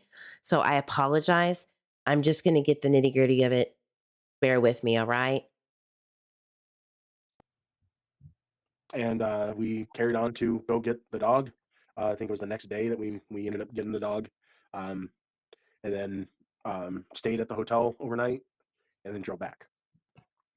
Well, now Sarah made several TikToks from the hotels, but we couldn't hear a dog. Did the dog was the dog sleeping? Speaking of Oakley, who has Oakley now? Oakley was Sarah. When I went to jail, when Sarah got out on pretrial, Sarah gave Oakley to a guy named Victor, who was also a guy that we had taken to Portland, Oregon, at one point in time back in 2020, I believe. I don't know if this is relevant at all, but I didn't get to document everything from this live. So apologies for having to refresh and write it down because I'm old school like that. Not that this has anything to do with probably anything at all, but it doesn't hurt. It doesn't hurt to know because I really do feel like, in my opinion, only speculation only. This is for entertainment purposes only. Everyone is innocent until proven guilty by a court of law. Fair Use Act, blah, blah, blah. I think that police are looking for someone that has something to do with a taxi ride or driving the taxi, something of that nature. That's just how I feel. He had posted an ad on Craigslist looking for a ride to Portland to go start a fresh life. So we responded to it. As you guys probably are aware, we did a lot of Craigslist gigs. So then you're probably going to know a lot about, that's where most of these come from, is Craigslist. So we took Victor to Portland, and then he ended up, we stayed in contact with him throughout the next couple of years, and then he came back to Idaho and did some taxi rides for us. And then when I got arrested and Sarah got released on pretrial, Julia, we sure can. Sarah gave Victor Oakley. Well, Victor, Susanna, my birthday twinsy, 100% just said that off of the live, before the live. To Hellcat, actually, I was like, I just think that he was remembering something from a different time. Because again, the man was in prison, has been in prison since May of 2022, just got out a few weeks ago. And I think that he was just remembering the channels or the TV shows that he was watching. And it bled into, that's what happened that day. I think those were separated, but it sounded different because he jumped into it like an ADHD person. I get it. I do it all the damn time. And I'm sure Susanna herself remembers my ADHD moments. So when we were chatting all the time, I really don't think it's a big deal that as people are putting it out to be. It's just, and it doesn't really matter, right? Now, if he were to say, I was driving a taxi that day at 3, and then the next day he said I was riding roller coasters in Guam, so I couldn't have been there, big difference. We need to investigate that shit speculatively, right? Not actually. That's the difference, squirrel. Yep, squirrel. That's me. Hey, look, squirrel. I don't know if they have roller coasters in Guam. Maybe they do. See, ADHD moment. Don't laugh at me, Julia. Hey, Eve, I want to throw out a theory to you regarding the failed polygraph of Tyler's. Maybe Tyler's timeline was incorrect, and when he was read his rights, a new timeline emerged. So then, well, funny you mentioned that. Potentially. Now, I'm going to just briefly touch on this because we do have a lot to go through. And I understand that some can't stay the entire time here, but I appreciate it. I only have a finite amount of time in my life to go live, so I have to go as far as I can. So it might be a long one today. However, to get into the timeline issue, which was always an issue on Twitter Spaces, which is basically Zoom, but on on Twitter without the faces, you just speak and people can listen like a podcast kind of thing. The issue with the timelines in Tyler's timelines is because he just could not remember everything. The trauma, he's a pothead. There's a lot of excuses, but at the end of the day, it was an issue. It was a problem. And it's a legitimate, so don't come at anybody for having this theory because it's true. The timeline has always and will always be the issue. They've always wanted to know what happened leading up to MJ's disappearance. They've always said that. JD Huff has always said that.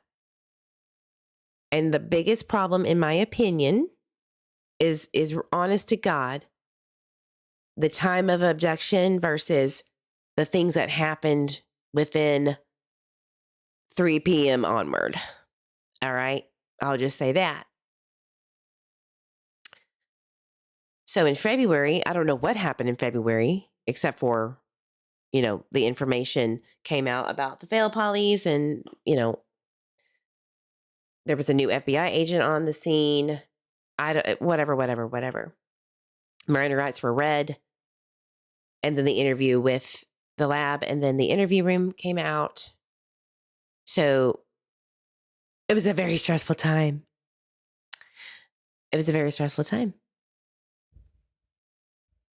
Maybe something emerged that was irrefutable, and it made it seem like Tyler's failure to remember things looked sus because he was like, oh yeah. And maybe law enforcement said, that's sus. We're going to go ahead and do these things. Now, the weird and interesting thing is that he was told about getting his Miranda rights read to him a few days prior to actually getting them read. I've never heard of that in my life. I've also never heard of anybody getting a heads up that they're getting a poly. I don't know if that's true, but that is what was said via Brandy Neal. Chris Medetta it could contest to that since he was the one that was there speaking on this with her. Allegedly, it was supposed to be hush, hush, whatever. But I have the screenshots to prove that the one that recorded it, the multiples that recorded it, was asked to do so. I digress. Something did happen in February. DNA was requested. We just don't know. We're not going to know. And maybe we shouldn't. Right? But I agree with you. Did they ask questions about these jobs? I would think not. Oh, I'm sure they did. I'm sure they don't really want to be proven wrong, though. Let's just say that. They want to be proven right. Law enforcement, sometimes in my opinion, and I'm not saying this is what's going on, but sometimes law enforcement pigeonholes themselves and they're chasing confirmations instead of verification. Stacey being seen at the water area getting out of his car for chew. Yeah, I haven't even watched the full interview yet, the second one, or the one from this morning, but I'm very interested to hear this. I haven't gotten there yet, but he's not the sharpest pencil in the drawer. Neither am I, honey. Neither am I. Got drunk one night, and Victor was living out of his vehicle with Oakley, working at Walmart, working graveyard shift, and Victor had drank like 240s. I don't know what they were. I don't really care. Drank two beers that night, the 40-ounce beers. I think they were Steel Reserve or some shit, and then got pretty much drunk. Had let Oakley out to use the bathroom in the Walmart parking lot area, and then passed out drunk. Oakley was then picked up by a random couple, I guess, or people, and was brought to the local humane society as a stray. Victor inquired, I guess, because this is what Victor told me a week or two ago, that he inquired to get Oakley back, but they were going to charge $300, and they wanted a signed form saying that Oakley was given to him by Sarah or I. Oh my god. Oh, poor Oakley. Oh, Sarah for sure loved that dog, and I know that Stacey loved that dog. So that's very sad. I hope that he's homeless, I think. So anyway, I bet Sarah will be devastated if she doesn't know that. So that's where the situation with Oakley. Brandon, go help Okay, your what did you think about Brandon? Brandon, go help your bro out, or at least Sarah, because I don't think he likes Stacey. Go get that dog. Take care of it or something. Interview with JLR. Oh, as far as the question goes? Yeah, when he was in the hot tub. Sorry, my PO texted me.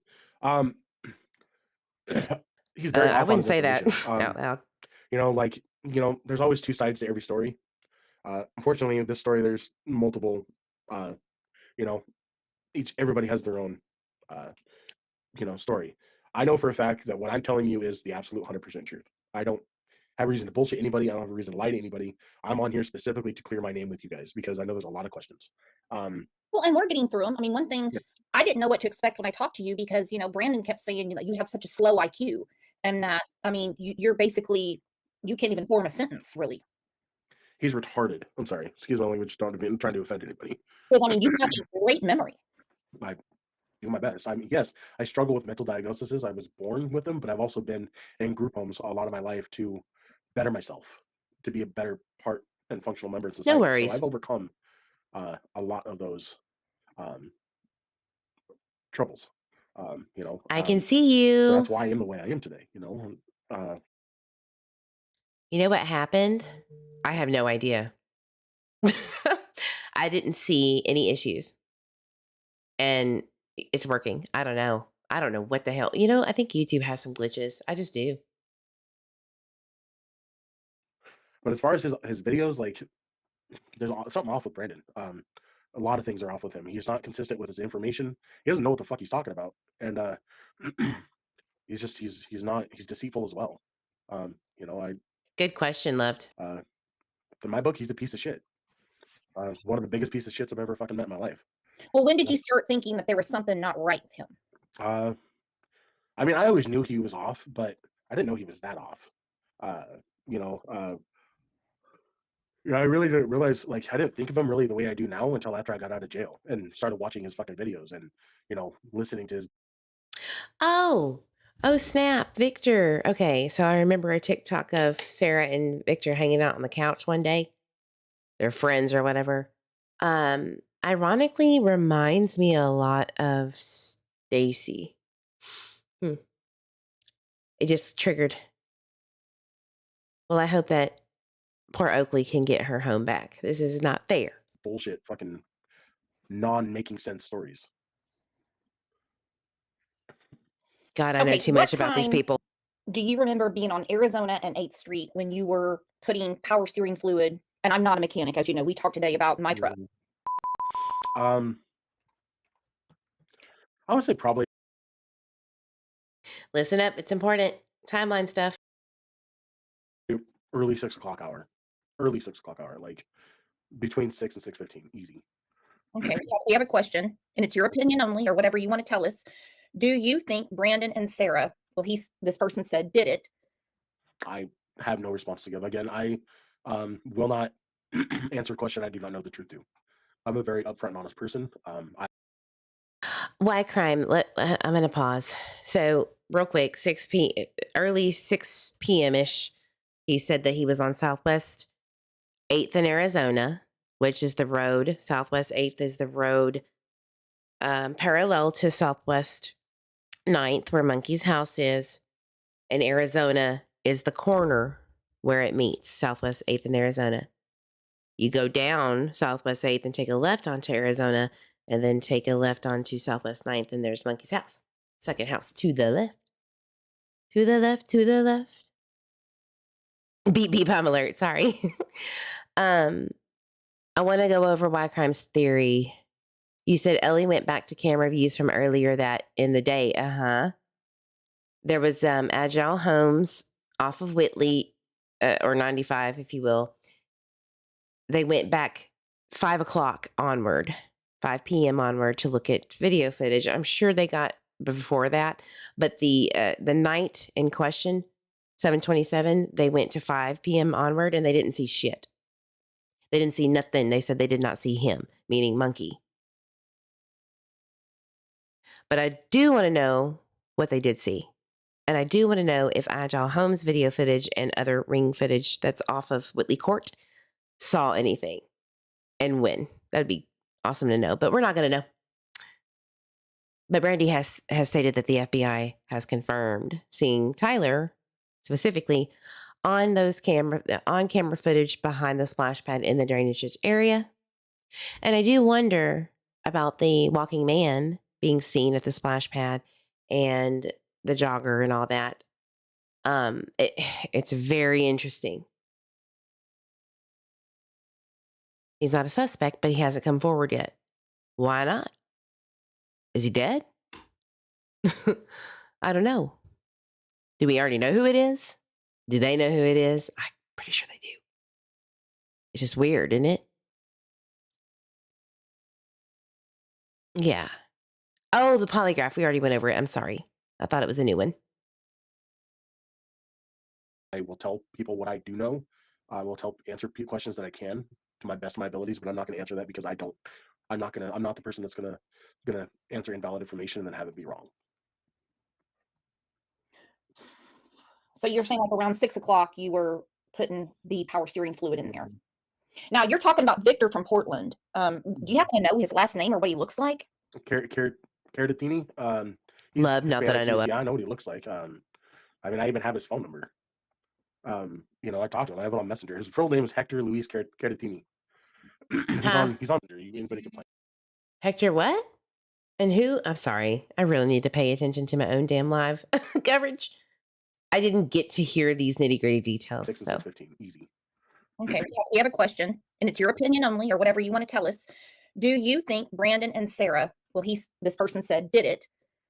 I have no response to give. Again, I will not answer a question I do not know the truth to. I'm a very upfront and honest person. I will tell people what I do know. I will answer questions that I can to my best of my abilities, but I'm not going to answer that because I'm not the person that's going to answer invalid information and then have it be wrong. So you're saying like around 6 o'clock you were putting the power steering fluid in there. Now you're talking about Victor from Portland. Do you happen to know his last name or what he looks like? Cardatini. He's Hispanic. I know what he looks like. I mean, I even have his phone number. I talked to him. I have it on Messenger. His full name is Hector Luis Cardatini. He's on Messenger. Anybody can find him. Who's calling me from California? it's either robocalls or is it Adrien? No, I'm just kidding. Well, damn, he just straight up threw out Hector's name. Ironically, I know who he's talking about.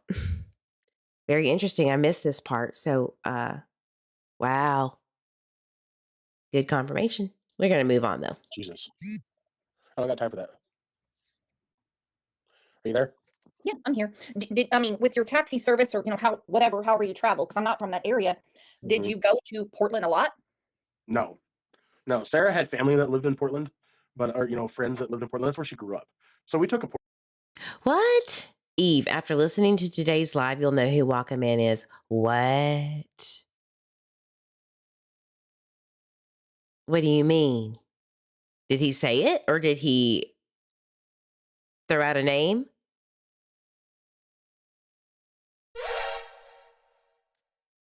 I hope that woke y'all up. Sleepers in the back. No, I'm really like, what? I didn't know. I haven't heard it, so I can't wait. Let me get through this damn live. Portland trip every now and then, but it was not frequent by any means. Well, I mean, explain frequent. Because what I call frequent could be like once a month, and some people could call frequent once a day. I don't know. Oh no, like I mean frequent, like maybe once every 4 or 5 months. Like there was not, whenever we could afford it and plan it is when we did it, and that was not very often. Like we probably took a trip to Portland maybe once in a blue moon. So explain Victor again. Thanks, and you have widow. his last name. I don't want to give out, he's probably, like you said, he's in some homeless camp or something. So obviously we're not going to, dox him and give out an address. So how Thank with you. Please do. Sarah's infrequent trips did she feel so comfortable with Victor that she would give him your dog? Yeah, Victor was a good dude. I would have been okay with that too. Mm. Knowing the circumstances, Oakley needed consistency. I trained and raised Oakley. Okay, for the people that know this case very well, inside and out, for those who don't, hi, Jackie, Jude. For those who don't, just chill for a second. Don't worry about it, okay? But do you remember the guy that came after Brandon on social media on Facebook saying, I met that guy at the cornfield job? That guy ties to Mr. Victor, okay? Just keep that in your mind.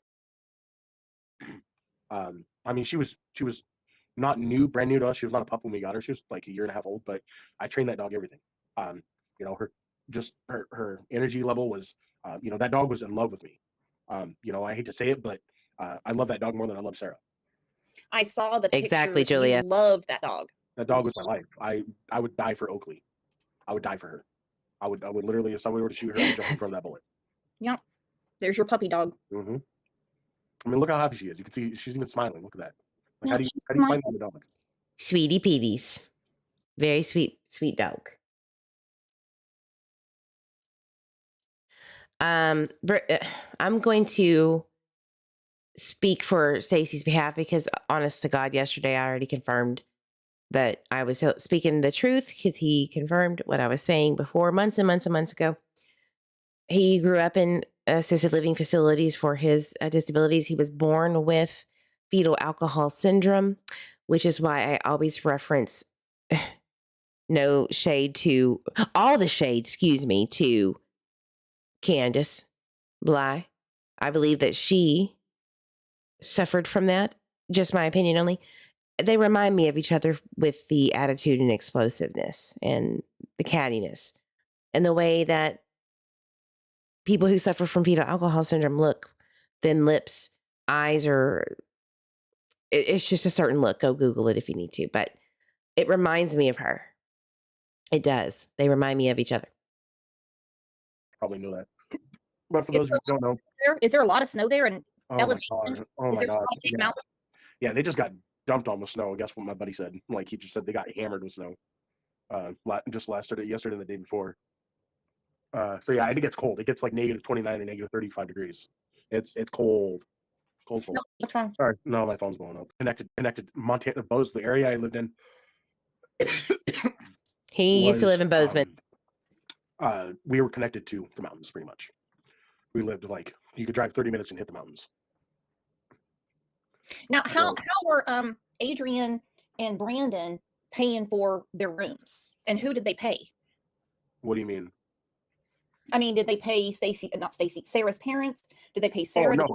No. So Brandon told us he was going to pay us, but he never did. We ended up forking out more money for him than he forked out for us. Hey, Lenny. Any money that Brandon would get, he would go blow it on. I need to finish Traders Live. I was having a blast already in it, but I had to go live. Weed or alcohol? Holy fuck. Oh my god. What's wrong? Sorry. No, my phone's blowing up. Girlfriend keeps calling 100 times. His girlfriend's calling, not Good for Sarah. you, hot stuff. Do what I can. No. DC Times said he looks so healthy, not so unhappy anymore. Thank you, DC. Appreciate you. He's with Brandon and Sarah sleeping together to get her pregnant, which would be like an ovulation cycle, but you said it went on for like a week. Mm-hmm. I mean, how did you Nope, break it we're up? not going How did there. you tell him, to quit being with each other? I just told her, Well, when did you realize that you were infertile? Did you get tested? I could care less. We're not going there. Randy Strickland? Okay, I've heard his name quite a few times. do my thing. Like, I'm going to fucking take care of myself. I'm going to be happy. I'm going to make myself be happy. There's no reason I should have to deal with being unhappy. and I'm very unhappy with our marriage. Well, when did you realize that you were infertile? Did you get tested? Mhm. When did you guys stop trying to I have a baby? appreciate that, I Wycraft. mean, we You never don't- stopped trying to we stopped really having sex after I found out that she got herpes. So Is that what's between your fingers? her fingers, no. Oh my So God. Sarah, Dude. That is so not right. There's probably a shit ton of people out there having herpes, okay? But we don't need to be talking about it. Good Lord. I'm sorry. I feel like it's icky. she does have a big case of nervousness, so she would take a pen and she would dig at her. She would dig with a pen between her fingers. Or it's psoriasis. When did that start? Years ago, she's been doing it. So, Okay, I've heard his name. What did she take for it? Do you? correct. That's Oh, what that. man. Sorry, Okay. I'm not trying to Because I show was this, I was but wondering about damn. that because there's other ones where she just has Avert your eye. the same ring and it's just between the ring finger and the middle finger. Mhm. No, Now, who stayed at your house after you and Sarah were arrested?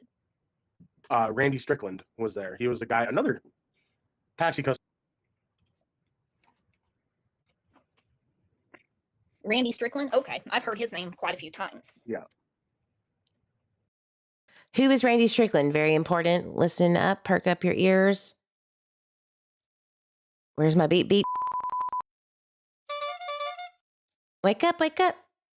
Because Randy Strickland is in the documents of Sarah's federal charge, that gun charge she had that is has been dropped because she was locally charged and they probably felt that was not right to be double charging folks.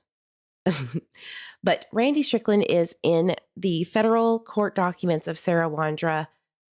And if I can find it, I would like to show you this, actually. And I don't even care.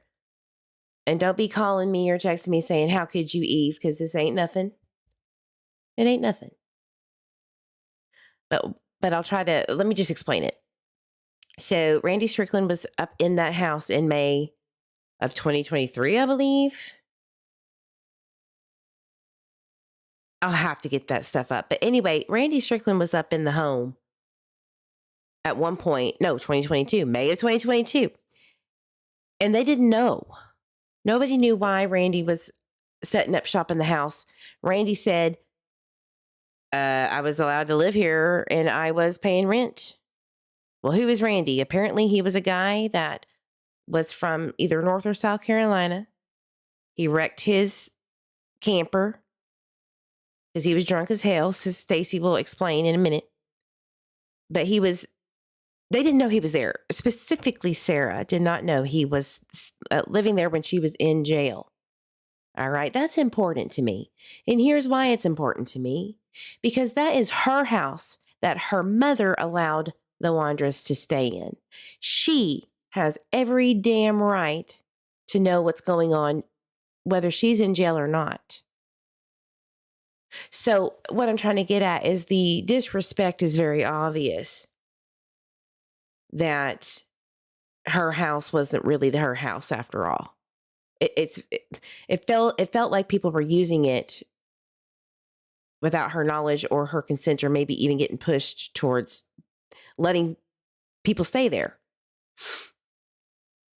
But she was guilty of that too. But it's her house. It's her mama's house. So she has more say than any of these people. But I want to know why Randy it was okay for him to stay there. Because she states that per her release, pretrial release or whatever it's called, that guy had to go because he had a felony because he had a DUI. So they had to get him out. Get out. Hit the road, Jack.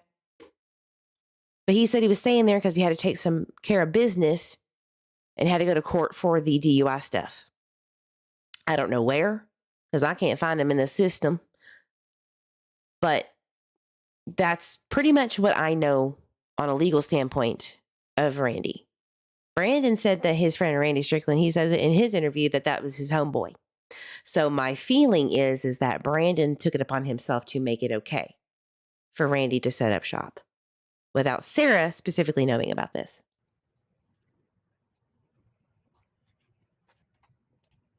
Well, and I mean, do you know why Sarah? Do I know? Oh, can you hear me? Do we have a bad connection?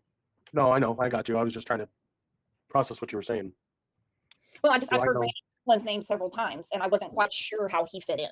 But I mean, again, you've been telling the truth, and you're very forthcoming. Yep. Randy was just another taxi customer. He called us because he got in a car accident and rolled his truck with. He used to haul RVs and or campers from like Gresham, Gresham, Indiana or whatever. I don't remember where it was, but you know where the major synergy place is. RV capital of the world. You know, he would haul trailers for them. He needed a consuming alcohol or having a couple beers and then got in a car accident and rolled his truck and rolled the customer's camper. So he called us for Ouch. a ride, and we went and picked him up in Vail, I believe it was, Vail, Oregon, Ooh. and brought him back, and he stayed a couple nights at our house. And then a couple days later, we rented a little U-Haul trailer because that's when we had the Escalade, the white Escalade that you guys see. Yes. God, I love that he is just spitting out all of the details of things that me, myself, personally have been asking, even though it's irrelevant. It's just nice to know, you know? But Vail, Oregon is a very nice, a very interesting place of interest for a multitude of reasons. And I feel like, for some strange reason, there was some people in Vail, Oregon that might have some information. I don't know who these people are. But Vail, right outside of Vail, is Nissa. Nissa is a very interesting place. Beautiful trails. I would like to go there one day. But around the time, I looked at Facebook and I was looking into Vail and Nissa, which is close to Fruitland, not too far out. And when he was talking about this, there is a place where you can go, all right, in Vail. It's a creek area, if you will. Technically Nissa, where there's dump sites for RVs and trucking. And I wonder if that's where they picked him up at. Because a lot of people will park their campers out in the middle of nowhere and hang out and live, start a new life, or whatever you want to call it. But there is a very, very remote, almost unheard of, very hard to get to area that has a dump site for trucks. You know, where they can dump their nasties from the RV, if you will. And there's water and stuff like that. And I think even sometimes they have fill up gas for RVs. But this one was a very old. And the pictures that I found also remind me of Donna Serafina's coverage, but we're not going to go there. Because there's an abandoned, it's really beautiful though. Like it's an abandoned silo looking thing from way back in the day, right behind that service station dump site. Anyway, I've always wondered about Vail, Oregon. Pictures of. And we rented a U-Haul little utility trailer and had to go pick up some of his stuff out of his truck, like his toolbox and his belongings. From Hi, the Lucia. where the truck went, the wrecking yard. Where was that at? In Burns, Oregon. In Burns, Oregon? Okay. Burns, Oregon, yeah. I just appreciate you being so honest. Not a problem. Hi, Pat G. Kate has a question. She wants to know if you're. Now, I do have a bone to pick. I know I'm using somebody else's life, so I should be respectful, and I'm going to be, even though shade has been thrown or whatever.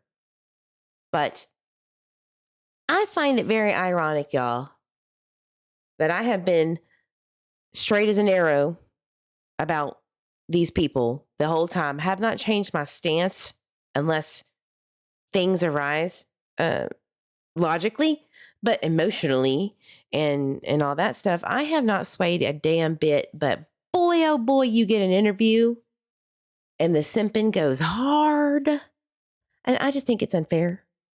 That's all. But no shade, really. But Keep it 100. That's all. Cooperating with law enforcement. I've cooperated in every which way that I could. I've told them everything that I'm telling you guys. So yes. Well, I know today you said they really won't talk to you anymore. Maybe it's because they're done with you. I guess. I don't know. They haven't approached me or tried to ask me questions since my interviews with them. So I don't really have anything else to offer them. I don't know. So they have not. He said that he was interviewed in May of 2022 when it all started with the federal gun charge he had. And they have not talked to him since, but they excavated the yard in November. Look, what shenanigans had to be thrown and done behind the scenes to make this happen, whatever it is. Because I'm telling you, they're using these people as pawns, in my opinion only, or it's starting to sound that way, speculation only. I could be wrong, and that's okay. But doesn't it sound like they're using these people, law enforcement,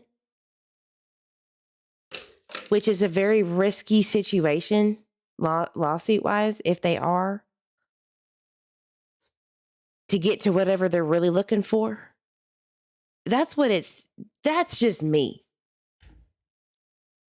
And the more of these people are talking about their experiences, the clearer it's looking to me. Violet says, you make a lot of sense to me. Lenny says, yes. Susanna says, he said they did go talk to him during the dig. And that's probably the last time. I guess that's the interview from this morning. So Crystal says, I believe WCIA network theory on, yeah. Lucia says, at least it's just rain and not snow. Oh, you're talking about the weather. Yeah. I hope that you're safe in these storms. We had a windstorm so bad that it did some damage to some people's roofs and stuff. It's crazy. All right, let's continue. Anything other than what I told them and told you guys. So.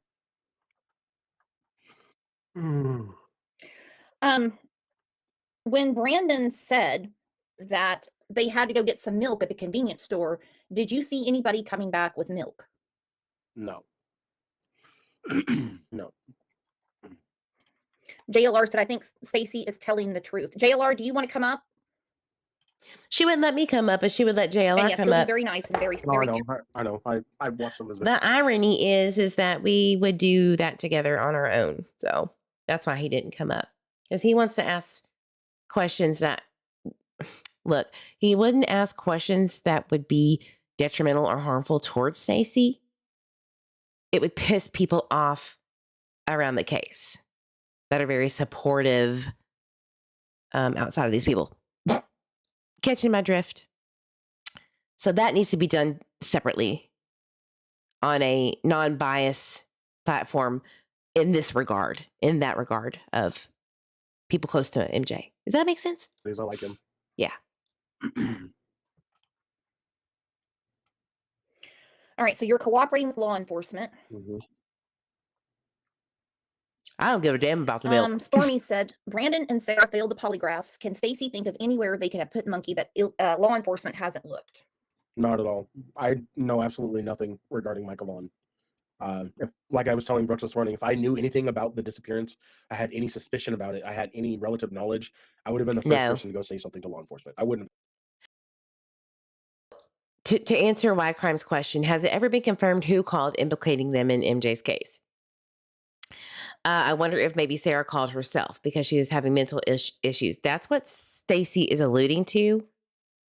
But from my understanding from the leaked probable cause affidavit and what JD Huff leaked to a news source, and it could be wrong, I don't know. I've had to correct multiple news articles and journalists who actually did, in fact, correct themselves on data. I digress. This is true. Jeep girl, isn't it? He said that it was from Stacey. Basically, Stacey was the one. Was one of the occupants in the home at the time. So we assume Stacey, but Stacey's alluding to the fact that no, I did not. Surely did not. They came and talked to me after the felony gun charge was brought in May of 2022. I don't know the truth. I don't. I know that Sarah was having major problems with Stacey because Stacey was in jail after that, still in jail when she got out on pretrial release in July or August of 2022, which is ironically when somehow Tyler's sister knew about this Stacey Wondra. So I'm guessing law enforcement tipped the family off about the Wondras, at least sister of Tyler, because she's the one that called and said, look at this Facebook post. He posted Michael's picture, when the bestie did too. Randy's bestie. So I digress. There was a rumor from said sister that the babysitter was the one that gave the photo to Stacey Wondra. They don't know each other. Stacey just copied the picture just like the bestie did, and then reused it on social media to say, there's a missing boy in our neighborhood. I'm going to clear that up right now because it isn't fair. It isn't fair to accuse people no matter what. I don't care who you are. That was unnecessary, in my opinion. It was just a copy and paste deal. But of course, law enforcement had to call the babysitter and clear up some information. She's like, no, I don't know who the hell that is. It probably got it off my Facebook. And he did.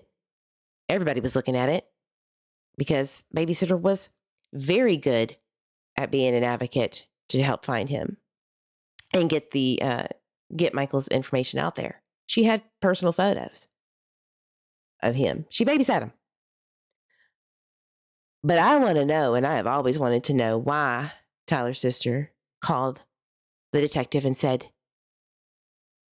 that that's where Stacey got it from, directly from the babysitter. That's some shit. Now you can be sus of somebody all you want to, and she was specifically from the jump, and you know that I know that you know. I don't want to have to prove that. Welcome in. Irrelevant. Why did you go after the babysitter so hard? Because I damn near cleared her without clearing her officially, but she's cleared. We all saw that proof, right? If you haven't, it's in there in that playlist of mine. Because of the harassment that was going on from the 3 that I mentioned prior that we all know about. Why? Why did you go so hard in the paint for her when she was doing the visuals when nobody else was at the beginning? I just really want to know what I've always wanted to know. I won't know. But I guarantee you from the jump that that's who was the one to be blamed the most and harassed the most too, until we had to literally prove they don't look at her as a suspect at all. Fucked up. Held back. I'm not okay with him disappearing at all. Well, and stupid question. Why didn't you and Sarah just adopt a child? We can't. You can't adopt a child if you're a felon. Oh, okay. Now, are you aware that Sarah had Michael's poster on your refrigerator? Yeah. Yeah, we posted that there together. That was specifically because to show support. Just like I told you, posting the his profile picture on my Facebook. That was literally to show support. Just like people were doing the blue lights. That was all. Correct. There were multiple people that literally commented on Facebook groups and in the local. I have his picture on my desk computer. I have his picture hanging up on my wall, on my fridge, blah, blah, blah, on my lawn. It was not some nefarious, deceitful thing. Like, this also came out, guys, when Richard Allen was named a suspect, and the photo of the sketches they did for the bridge guy, that just came out before this, right before this. And that made it worse when people got a hold of this and they exploited the shit out of it. But Brandy Neal herself said that she had come to that house, given flyers, and in the neighborhood for that matter, 3 or 4 different times. It is not a big deal. The amount of big deals that I have heard about that aren't in this case is outrageous. And that's called narrative. It is what it is. To show support. It was just in support in favor of Michael. Well, is there anything that you've told the police that isn't quite true? Not at all. You haven't lied to the police at all just because No. you were nervous or Not, scared? not one bit.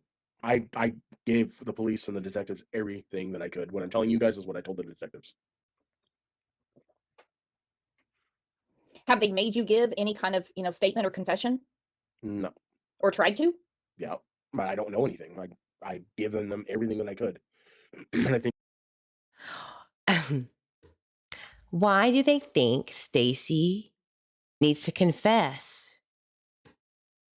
If they're not asking him specifically for someone that is around him, that's been my theory, right?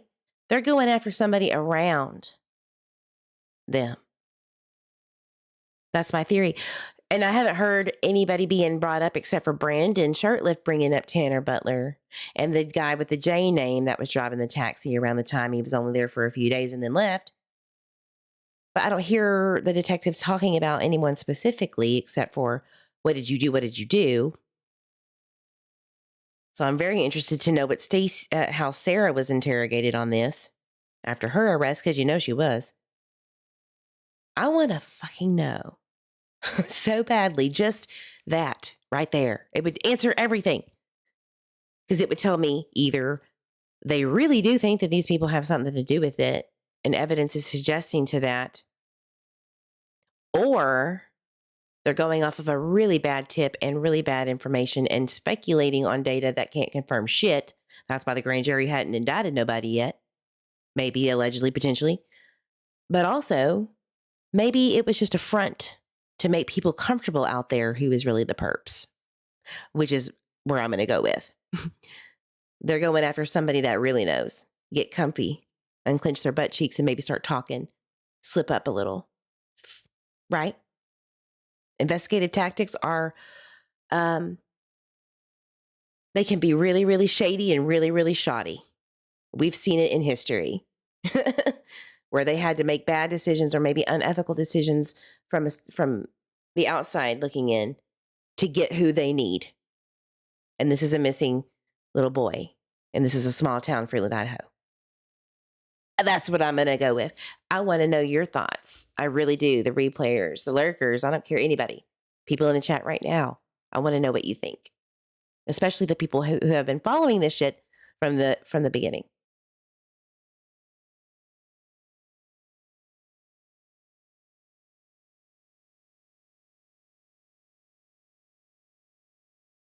they see that now, which is why they're not questioning me. Did they interrogate you? I Oh, know yeah. you said you passed yeah. a polygraph and they told you that Sarah and Brandon failed theirs. When did they tell you that? I found out the same day. Because they tried. Well, hold on a damn minute. Wait. It just hit me.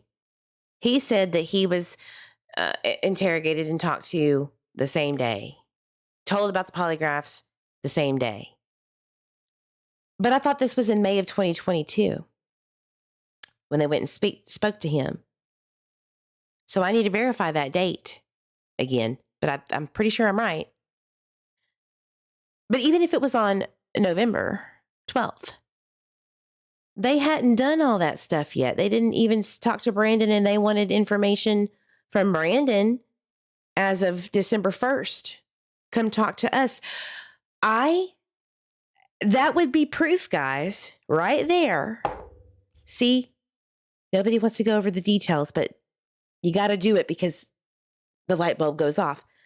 How would they have polygraphed Brandon Shirtlift if he hadn't been spoken to and they were looking for him and put him on the billboards? Do you see what I'm saying, guys? It was in the spring, the poly. That's what I thought I heard of 2022.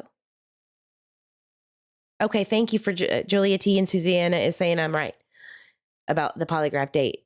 But they did not talk to Brandon, and they put him on a billboard to speak, specifically Brandon and Adrien. So So how could they have not talking to police, but then also took polygraphs to use against Stacey because he passed, they didn't? What did they know? That right there confirms my theory. If I'm absolutely right, which I don't know, this is speculation. I have to say that. Everyone is innocent until proven guilty by law. That proves right there that they were probably lying to him. You passed. You're good. You're in the clear, buddy. They didn't. They didn't. What do you know? You're good. You're not going to go to prison. This is a missing child's case. Do you know how serious this is? If you don't say what you know with your past Polly and their failed ones, tell me what you know. Slams the hand down. Don't you flip that table. Tyler Vaughan did, but you don't do that because you're innocent. Polygraph's been passed, but guilty by association, brother. Tell us what you know. Tell us what you think you know about these people that failed them. I just see it. Sorry, I got carried away there. What I just really want you guys to really think about that. It's a big deal. Because you get to see the investigative tactic not working out so well. The police can lie to you, buddy. And they will. To get what they need. They are legally allowed to lie to you. Don't think for a minute they can't do that. I bet on it, actually. I bet on the fact that they're going to lie to me. So, what does that mean, Eve? Who cares? Well, there's no charges.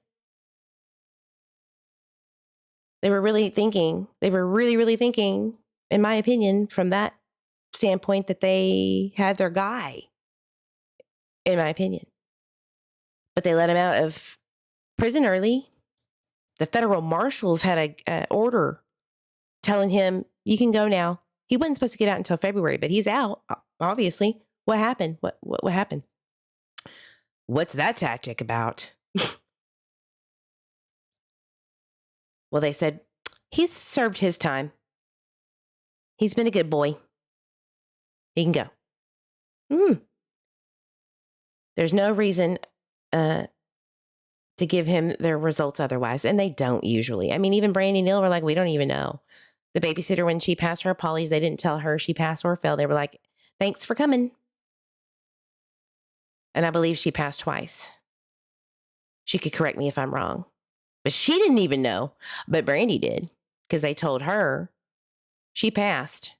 Because she went up to the I'm sure the detectives, this is just a deductive reasoning. She went to the police and was complaining about Miss Jen.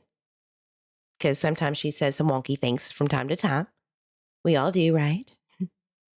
But she was basically cleared.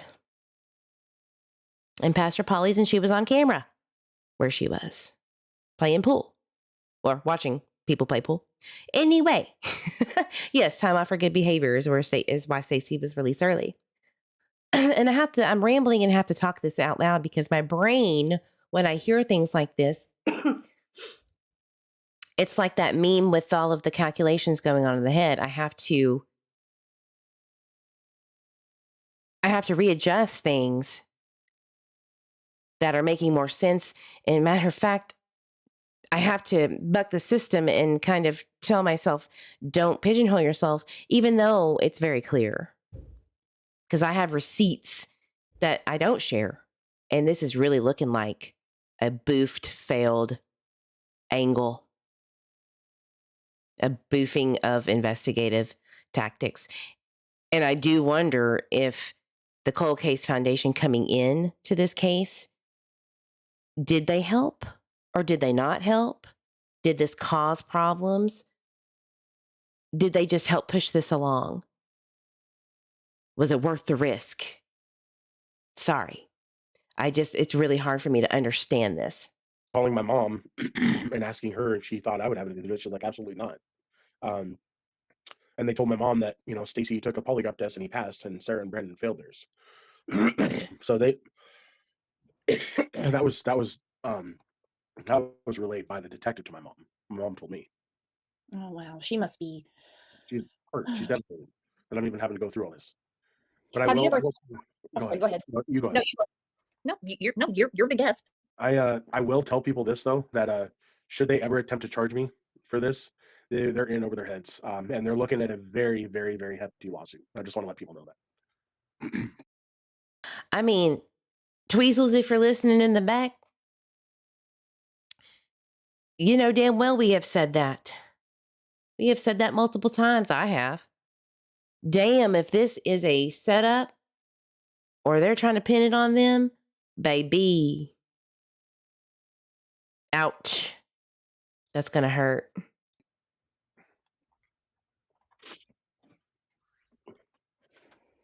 Who's in for a lawsuit? Everybody, all the people that are the law enforcement agencies, the FBI, they're all in over their heads right now, especially over something thinking that all. And I can tell you that the only shit that they have right now is hearsay. It's he said this, she said that. Agreed. Detectives played Circumstantial me a couple video hearsay. clips when they interviewed me of with like Sarah's stepmom or Sarah's foster mom, how Sarah's foster mom was like, oh, Sarah told me that Stacey may have had something to do with the kidnapping and the disappearance and the burying of the body. So it's all literally. And I bet you that footage was the ramblings of the mad woman that I've talked about with the leaked probable cause. God just told me because you busted through my door and I'm not on my psych meds and I'm hanging on for dear life on reality. Barely. You just shocked the shit out of me telling me somebody was murdered, a little boy, and then buried in my backyard. God just told me through divine intervention that Stacey did it as she's thinking of who all was there that day and hearing the names being read in the probable cause. It's a bunch of malarkey. It sounds to me like they were trying to make shit stick, but it was already too shitty to begin with. That's just me. That's just what I'm going to go with. Hearsay. There's nothing. There's no. All the video clips that they played. Even my lawyer was like, "This is pathetic." He goes, "They literally have nothing on you, and they're not gonna have anything on me. I was not part of this at all. There was." I'm sorry I'm stopping, but I told you this live was going to be long. I did. My question to law enforcement is, who pursued this shit? Who pursued this? Because the only name that I get from all of this when this shit started before the excavation was, again, who is this Stacey Wondra, suspicious person sharing babysitter's photo of Michael, etc. And the one detective that was named, I will not shame her. I will not put her out there like that, was the first one on scene too. Also the one that sold property to the one of the three mentioned earlier that is fucking up this case and is a grifter. Very interesting indeed. So is everything okay over there? Is Stacey's lawyer making sense? Because it's looking bad, yo. And y'all need to come out and say something about this case and stop hiding behind the DA's office. Because MJ's family and the locals deserve better than that. If y'all don't know, it's cool. If you made a mistake, whatever, but you got to pay the piper if you did. I know it's an active investigation and nobody's really owed anything because MJ's justice is crucial and number one. However, you got to say something. You got to give an update. Because when these interviews come out and these kind of things happen with one mindset only of we just need to get information so that law enforcement can do their thing, and this keeps happening and somebody gets hurt, it's going to get real expensive. It's going to get real expensive, especially all those people that have been harassed that they refuse to make reports on until they're forced to. I'm sure it's been at least 30 people that have called and said, I have been harassed by these people around Michael Vaughan's case. Try to find some suspect. Stop it. Get some help. no part of me that was part of that. And I would never be a part of that. I would never associate with that. I would have literally probably, if I would have known that somebody had done that and I'd known that person, I would have killed them. Well, I can imagine. I can imagine. What do you think should happen to the person that abducted Michael? I think they should be punished for the rest of their life. I think they should rot in prison. I think they should suffer and reap what they did. Absolutely. Now, did you talk to any inmates when you were in jail about the abduction of Michael Vaughan? It was self-explanatory. I was all over the news. Fair. I just told people that I wasn't going to talk about it because it's, anybody could turn a story around and twist it, And they did. There's just Sorry, yes, they did. Yeah. You've kept this nonprofit business running. Oh, Jesus. You kept me busy, Stacey, without knowing it. I was questioned about it numerous times, but I wouldn't answer questions. Not to anybody like that. That's not their fucking business. The people in jail. Correct. Well, did Brandon try to get an alibi after the interviews? I have no idea. I don't have an answer to that. I don't know. I wasn't part of him being interviewed. What is that? I wonder where she's getting this from, because there's people behind Brooke giving her information. Like, you'll hear Alexi, which is part of the three crazies over there, trying to make some Pikachu Russian guy complicit in Michael's disappearance or whatever that hasn't been named. Crimin literally was like, who the fuck is that? And one of the detectives, I don't know who that is. But they said that they knew. These three wackadoodles said that when I speak on the three, if you're not aware, I'm talking about creators and people that are associated with dumbass creators that don't know what they're doing, that are very negligent. They were like, oh, we speak to the detective and they know about this. And then when we call, or not me, but another calls and confirms the truth, they don't know who the fuck that is. Not only do they don't know who that is, they don't know who the three are, or the two are, the creator, if you will, and they're not working with you. And I got a big flip off. Tell Eve to fuck herself. Is that what it was? Right. Sorry. Just spitting out facts. Don't lie to your audience, bruh. So I don't know. Again, I will not answer questions. And I can honestly tell the truth too.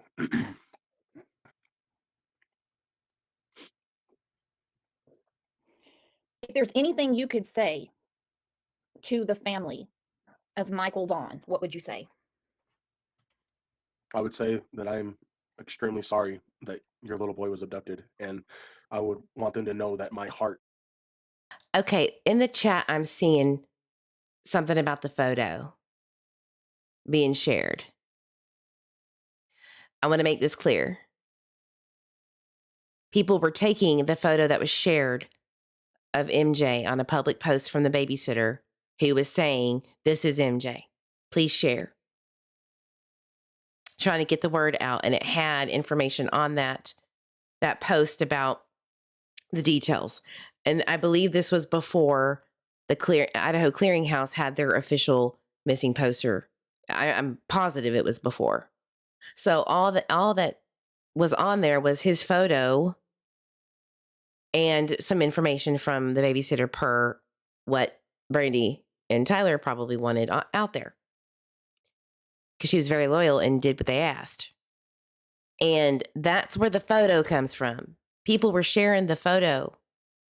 People were also taking the photo of Michael, that specific photo, and then using it for their profile picture that had the monkey ring on it that they made. They made like a ring around the photo to say, missing Michael Vaughan or whatever it is. That is what that is. Now, he didn't really clarify. He just put it on his profile picture and didn't put anything else on it. He just his picture. Okay. Does that make sense? So it was looking very nefarious, but people close to the Vaughns were doing it too. But they had to have permission, which I thought was really fucking ironic. that you have to have permission to share your missing child's photo. I'm not going to go there. But when the narrative is spun to make it look very bad, like look at this predator taunting us with Michael's photo, because he had something to do with it. It's bullshit. That is not true. Is 100% with them. I also want them to know that if I ever were to come in contact with a person, if this person was found that did this, they would be in a very, very, very huge world of hurt. And that comes from the bottom of my heart. I'm sorry, Brandy, and I'm sorry, Tyler, for everything that you're going through. And I wish, and I pray every day, and I cry nightly that this little boy comes home.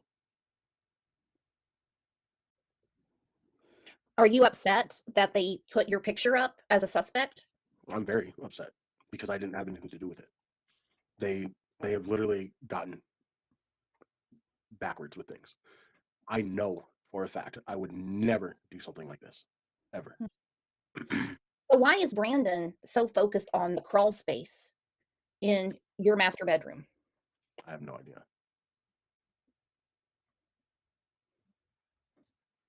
What? Okay, so you could tell that it switches to the other suspect. Brandon. They're hard up on Brandon. Always have been. Brooke specifically, but just like everybody, like Brandy and everybody, they've always been hard up on Brandon. I don't know why. Maybe they know something that we don't. And I don't think that. I don't. But I do know that the harassment that everybody around Brandon and Adrien, for that matter, is fucking tired of it. That's what that, for a fact, Jack. They've already spoken to Brandon and Adrien, so cut the shit. They're not looking for him. They didn't even talk to Stacey after May of 2022? They ain't looking. They are not looking. There is nothing else to get. It's very obvious. They are hoping something comes through to make this shit stick. It's becoming very clear. Allegedly. Just my opinion. Ruby says prior to his disappearance, she didn't have pics of him posted like that. I remember a post about the car wash and the kids she babysat loving it, and a few older pics of kids she babysat in the past. Yeah, she was very sweet. She had a bunch of stuff. She didn't always share Michael's photos specifically, but I'm sure that she probably, she would only babysat him for 3 months. And they were actually going to let her go roughly around the time of MJ's disappearance. They didn't need her anymore, is what I remember hearing. And there is a screenshot to prove that, but we won't go there. I don't know why they were going to let her go, because they were both still needing somebody. But I digress. This is not making any sense as to why they're not saying a fucking thing. And it's making more sense to me, allegedly, speculatively, that they are looking for something else. Maybe they were trying to make whatever somebody was trying to help frame them for. I'm just going to go out on a limb here. What if they know somebody was trying to frame them in some way or set them up? Specifically, Sarah and Stacey, let's say, they knew somebody was plotting and thieving and thicking. And they wanted to see how far they would go and make them feel comfortable. But they had to do these things like dig up a whole ass yard on a tip. What if they had to chase this wild theory, crazy shit to its finality, right? To then go, are you done yet? Are you done yet? What do you know? Whoever that is, whoever the actual perpetrators are, allegedly. Does that make sense? Because if it isn't that, and if they are guilty and this is just taking way too long and the wheels of justice are moving too slow, it's a bad framing job. Bad, bad, bad. It's got to be one of those three. Either they are complicit and they know shit, somebody's framing them, or this is what they had to do to get the real perp. That's it. I can't see any other way. Sorry. Allegedly. I don't know. I know that the crawl space literally consisted of an empty firearm box. Don't say that again. I'm sorry, you cut out. Brandon, or sorry, I don't know why he's blank or he's fixed on the crawl space, but I can tell you that Who said he there's was nothing in that crawl fixated space on the beside crawl a space? empty firearm box. Exactly. Boom. So the felony gun charge and all that shit that stemmed from Tanner Butler's dog bone looking ass. They went into the crawl space and found that empty box that was in the report in April of 2022. They didn't see nothing nefarious when they were looking in there, except for some cat pee smell, because that's where the cats used to go do their business. Why didn't they find anything there? Why didn't they find anything when they were in the backyard talking to Tanner Butler in the wee hours of the morning?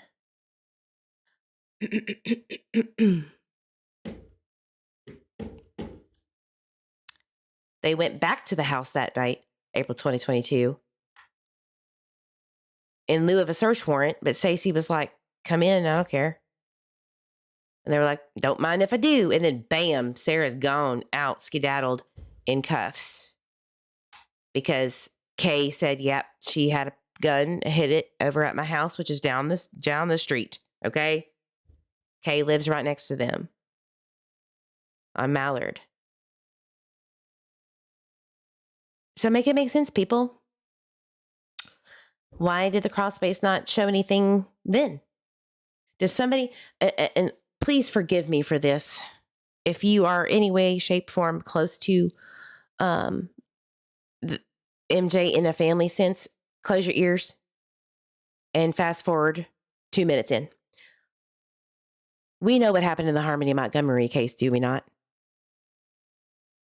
Where she was literally toted frozen in a fucking cooler for a year or two. As horrific as that was, are we saying that this is what's going on? That somebody has his remains toting it around like that? Is that what this is? I don't think so. But that's fucked up if it is. But I don't think so.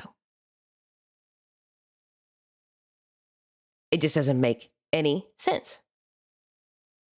Ruby says, how can we forget all of the weirdness from the beginning? Tyler's weird ass missing my monkey post. The lies and trying to shade anyone but them. The silence for months. I mean, yeah, legitimate questions. Legitimate questions. Julia T said, then why the age progression photo? Because they are privy to that and that's what they do anyway. Might as well. Just in case Michael is alive. There is a possibility. I don't think it's very... Personally, me, 0 chance, but can't say that. Can't definitively say that. And sometimes those age progression photos, when they come out, it really triggers whoever is the perp, whether it be family or not. It triggers them and hurts their feelings that this is what they could have been if they have any regret or ounce of a heart. Sometimes it's like, look what that child could have been if you hadn't have done X, Y, Z. There's lots of reasons for it, okay? And I'm not saying that's what this is, but I think it's a good thing. Do it. Just get it right. Unlike the Summer Wells one, I don't think it's anything like what she would look like, but that's just me. And to answer your question, Fat Girl, I have no idea why Brandon blames me for everything. It's pathetic. You know, they always say the first person to blame somebody is usually the first person that did it. So maybe, I don't know. I won't speak out of context because it's not my place to speak. I will only speak the truth and what I know. But it is bullshit that he blames me for this. Well, did Brandon ever call you? And because I mean, he does speak around the internet. Did he ever call you and want you to meet him for an alibi? No, never. Not once. I wonder who told Brooke that. Now let's talk about Sarah's behavior and Brandon's and Adrien's after July 27th. Okay. What do you want to know? How did it change? Answer your question, Fat Girl, I have no idea why Brandon blames me for everything. It's but I only speak the truth and what I know. And want you to meet him for an alibi? No, never. Not once.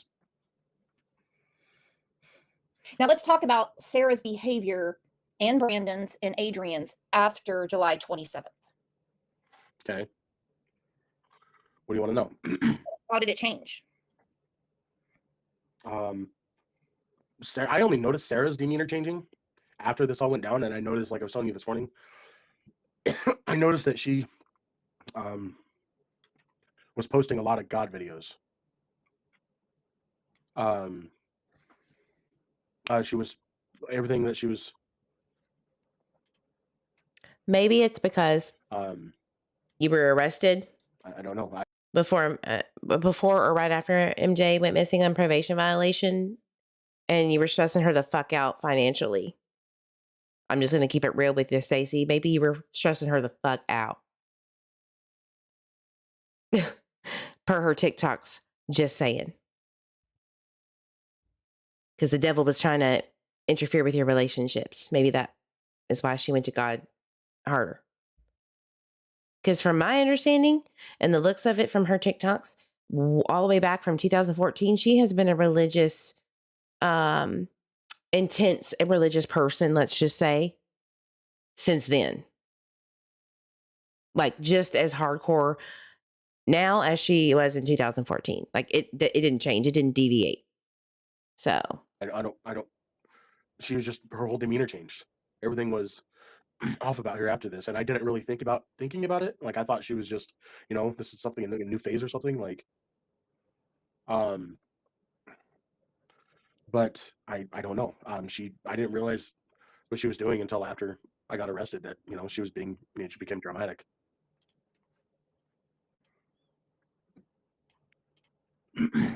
one of them did, Lenny. At least two of them. Yes. Oh, you're okay. Yes, ma'am. Just take your time. Sorry. Yes, ma'am.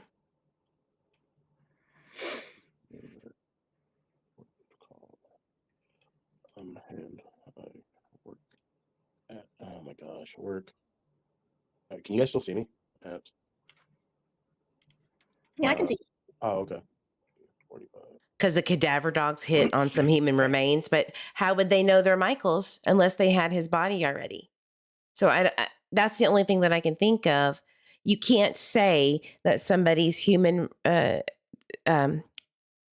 somebody who has passed that you don't have the body for is theirs. Cadaver dogs can't say, oh, we alerted on Michael specifically, unless they already have that scent of his body prior to that. Make sense? They can't just know who it is. It could have been somebody who died in 1910 in that backyard. I don't know, because Idaho's weird. At one point in time, you could have them buried in your backyard or yard like Tennessee. Idaho had a lot of the Oregon Trail, okay? It could be anything, anybody. We don't know. Adrien has trafficking charges. He has drug trafficking charges from 2018. Ruby says, nobody ever will convince me he was abducted or that the parents don't know what happened to him. Everything else has been smoke and mirrors. Fair point. You have a right to feel the way you feel.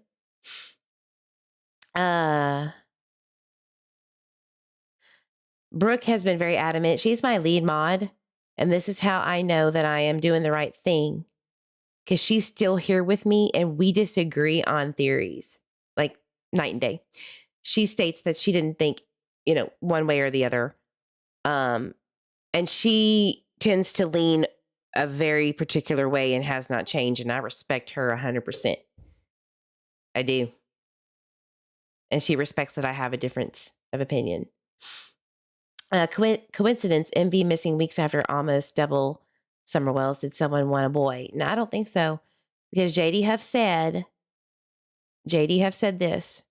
We reached out to investigators of the Summer Wells case because they are similar in nature, meaning they are two 5-year-olds, blonde hair and blue eye, that are missing under suspicious circumstances, and nobody knows the damn timeline to save their ass. But they did not find a connection. I don't feel like there is one, except for that they're gone and the potential reasons for why. Do I think Summer and Michael's case are more similar than what I just said? Yeah, I do. I'll say it. I believe that they are both circumstantially similar, and I'm going to leave it there. Do with that what you will. And that's my opinion. And for anybody to pick that apart, that's on you. And don't put words in my mouth. But I do think that there is something there, but not connected in a sense of a perpetrator, if you will, like the same one, like one or multiple ring. Or I don't think that the ring is involved. I don't think there is a predator ring that's involved in this. Okay. Dakota wants to know why Sarah was so dramatic over getting stuck in the mud, like it was a huge deal. Because she's crazy. Moving I have on. no idea. She didn't seem to, because third-party calls are not allowed. Oh, okay. But yeah, I went missing. Sarah and Brandon.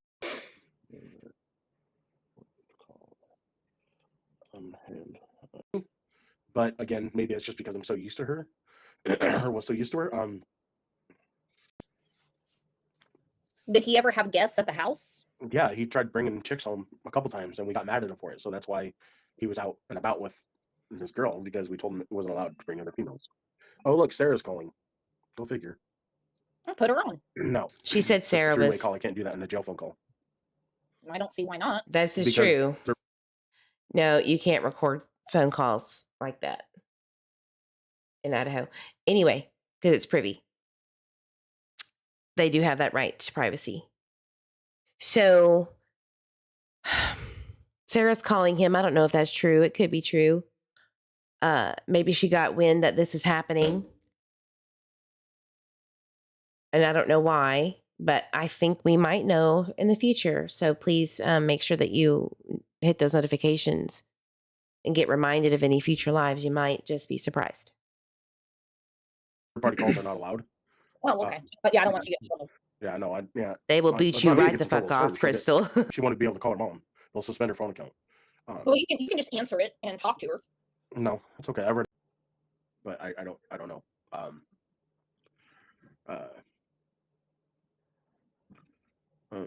And I don't mean to get into your business, but I mean, with fetal alcohol syndrome, can that cause someone? Pastor, on the Time did you put the fluid in the truck? between 6 and 6:15. Okay, I got you.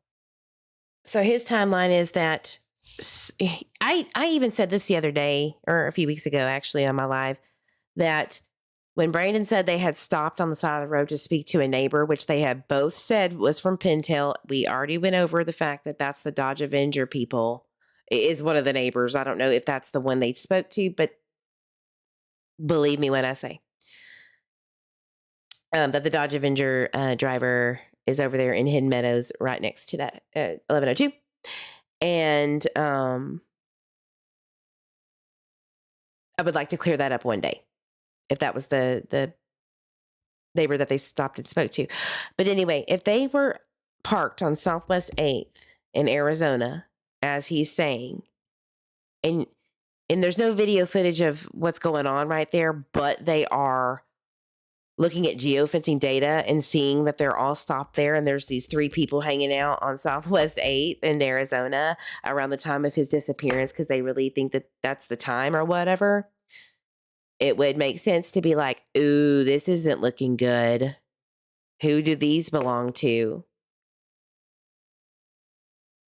Or we actually really know what happened, but or we don't have a fucking clue, but this looks to be the closest we can get. Let's just go for it. Because they were right there around the time of his alleged disappearance, but we don't know exactly the facts around that and not telling the public shit. Let's see if it sticks. So he's putting this fluid into the vehicle. Brandon and Sarah are there to go tow the car from Cuna back. 6 to 6:15. When was MJ reported missing? 7:21. When did they say he disappeared? Between 6:40 and 7. So it doesn't take very long to pour some damn fluid into your vehicle. So I highly doubt from 6:15 to 7 they were sitting there. They were already on their way to Kuna to get the vehicle. And I'm sure they could confirm that information. So either that was a rouge and said, oh yeah, we were just doing that, or they really were doing something shady. I don't know. This is why I think that the abduction timeline is bullshit. I think it's bullshit. It's to keep the public scrambling, because when you go down that rabbit hole of 640 to 7, you ain't going to get shit. But when you go outside of it before that, you get a lot when you're sleuthing.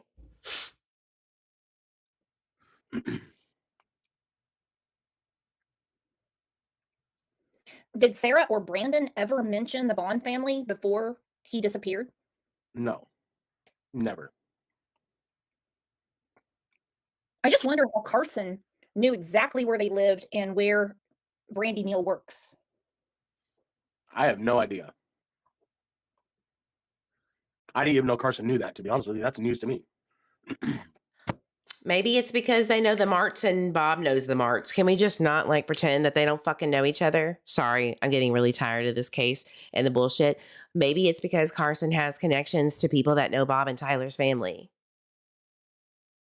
And it just so happens that one of the Marts people is a really bad fucking guy that did horrible things to his own children. How about that? What if that's the reason? That doesn't make them complicit. And I'm not saying they are. But maybe that's why. Maybe there's just a connection from the 1100 Red Wing people. Or not. I don't really care, but let's not act like everybody knows somebody's background history. And sometimes people that are very, very bad people that have done very, very bad things know people that know people. 5,000 people live in Fruitland. There's connections to 1100 and the family because they lived in Wyoming at one time and Montana. Who cares? If you don't have concrete proof that they conspired with each other, it doesn't mean anything. You can trace the rabbit hole, but to try to make somebody complicit just because of a few connections here and there or whatever, that's not enough for me to go looking at them. Look at them all you want, but don't put them out there like that. And then don't make a new theory because this shit doesn't work, right? Don't make a new theory that, 1100 has something to do with it because this shit's falling apart. And you know who I'm talking about in the back. Mm-hmm. Chat, just disregard. Some might know, but I'm speaking to the lurkers. Quit making up new theories and ruining people's lives. This was enough, I think. Yeah, Brandon said they were driving and getting milk. No, they were on foot. They couldn't even exit the driveway. There was no car. I mean, they couldn't get the car out. And they never brought home milk that night, Christina. But you posted about milk. Well, how many times before have you towed a car? Quite a bit. No, okay, because I wouldn't know how to do it. Oh, yeah, no, I used to haul big trailers, like I got to go see his kid in Boise. Driveway. There was no car. I mean, they couldn't get the car out. But I think she's sorry. Oh, no, it's okay. I'm answering as they come in. Like, I don't. Yeah, but I think she's referring to Grants Pass. Okay. Now, did you see Sarah and Brandon, or just Brandon, search the field near the river? Did I see him what? Search the field near the river. Okay, so I think that this is a very important question because there was speculation that there was some kind of truck around that area down towards the Snake River, like that private road that spits out from Southwest 8 when you keep going and it's private land.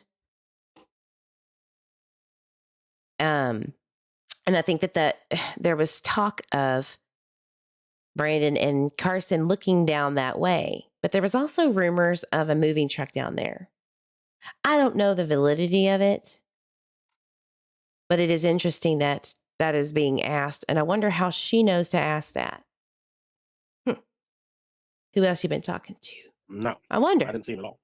I wasn't with them when they went searching. Remember, I was trying to get the truck and the car detached.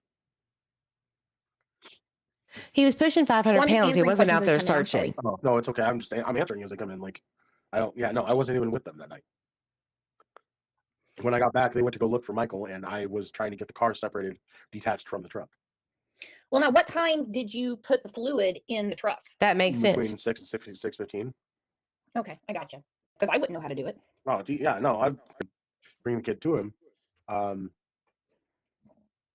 But Adrien or Brandon and Sarah were the only people that went. Now, what about the water at your house? Because Brandon said he had to get his own water from his mother's house. He's so stupid. He drank so much water at our house. He's lying to you guys. Okay. Well, he put this on another interview. He's stupid. He's lying. Who cares? Like, honestly, if they have him at the house, which I have a gut feeling they probably could verify that he was at the house, why would they search Tina's house? Listen to me. Let's cut out the bullshit. I get really tired of this. Asking questions that don't make a damn. Why would they go search Tina's house? Obviously, they knew that Brandon was there because he went to go get a water bottle. Even if that's true or not, it doesn't matter. They went to search the house. They didn't have a warrant to search Tina's yard. All of a sudden, the dogs hit on their yard too. Ironic, isn't it, that they never find anything that they're digging for? So he was obviously there. The reason, who gives a shit? This right here is just people are angsty and mad at each other because they got butthurt about whatever the blah, blah, blah, because backstabbing happened. But I still don't see any reason why this relates or correlates to abducting and kidnapping and disposing of a child. I don't see it. What I do see is that nobody seems to have seen MJ around these folks at all ever. There's no witnesses to my understanding. If he was hit by a vehicle, y'all, his scent would have been spread around. Scent dogs would have picked up that impact because your scent goes flying everywhere.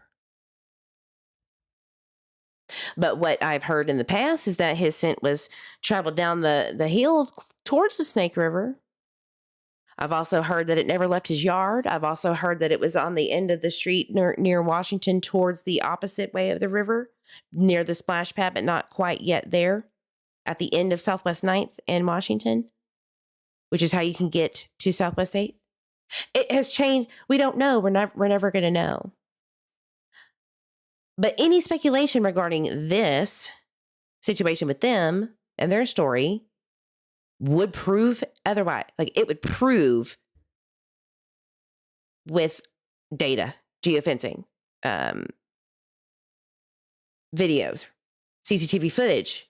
And why don't they have that? You guys, like, do not believe him at all. He is no. All right, so that day you did a taxi run from Ontario to Boise. Correct. Now, what time did you get home? Important. Roughly. So, like, I'd say I was gone at least from, like, I think I left the house at like 1, and I didn't get back to like 3:30 or 4. Because he went to go, and I know that I'm pushing 3 hours, but it is what it is. You can go look for it yourself, but he says that he goes to do this taxi run around 1 p.m. I thought I heard 11, but I guess I'm wrong on that. He left about 1 to take somebody from Ontario to Boise. It takes literally 5 minutes to get from the Fruitland house to Ontario, and then takes this dude to Boise. And then he goes and sees his friend Labor Dave, who got his ass kicked. Go watch the previous live I've done if you want to see that. Trigger warning. Labor Dave is a interesting fella outside of that, though, to say the least. Quite interesting. So then he comes back at 3 to 4. Crystal said he did say 11 and then changes to 1. Yeah. So are you lying? But regardless, they could prove that or not, right? Unless you're using some kind of VPN. But even then, they could probably still figure it out. FBI is fucking crazy with their stuff. They have advanced stuff. I digress. Why would it matter about the water, and why would it matter what he's saying, whether it be 11 or 1? Either way, he's saying that he's putting himself in these specific areas at a specific person's house, Mr. Labor Dave, who was in the Escalade. I confirm that. He did say that. That's the dude in the Escalade that everybody was freaking out about. Who's this guy in the Escalade? In the ring footage, the ADT footage that was on their garage and stuff that recorded it. I don't think that we really should be harping on the details, because if there was something nefarious, the police would already deduct all of this shit. And if they had something, it would just help their cause. And we don't know if or what they need, right? We're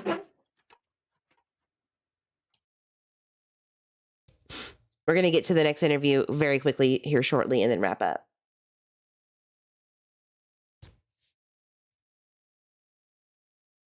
What are you doing over there, sir? Are you sleeping? Somebody was trying to deliver a package, and it's not for Truck, and I put the tow strap and everything in the back, and we left. clock, because you said around 6:15 at Southwest and 8th is when you put the power steering fluid in. For Arizona and 8th, yes. Oh, I'm So sorry. we were at home. Brandon, Sarah, and I were at home. Oh, so you went home and left again? I'm sorry. Yeah, yes, correct. We had gone home because we had to go get the truck. I didn't have the truck with me. You know what I mean? Like, so I had to go home. As I went home, Sarah was already there with Brandon. From their Nampa trip. Oh my God. Jesus, I'm up. So we had to we had to come home. Brandon then asked us if we would help him get his car from CUNA. At that point, we agreed, and so we hopped in the truck, and I put the tow strap and everything in the back, and we left.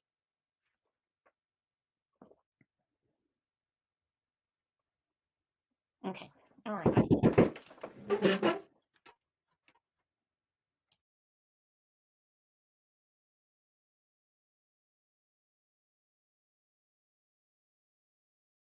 Legal Amazon package. It's like The hotel, so not lately. if he was drinking water at your house all the time. Water with us, and I was thirsty a couple days to help him, at least a week. And Probably have already forgotten who was driving. Sarah. Okay.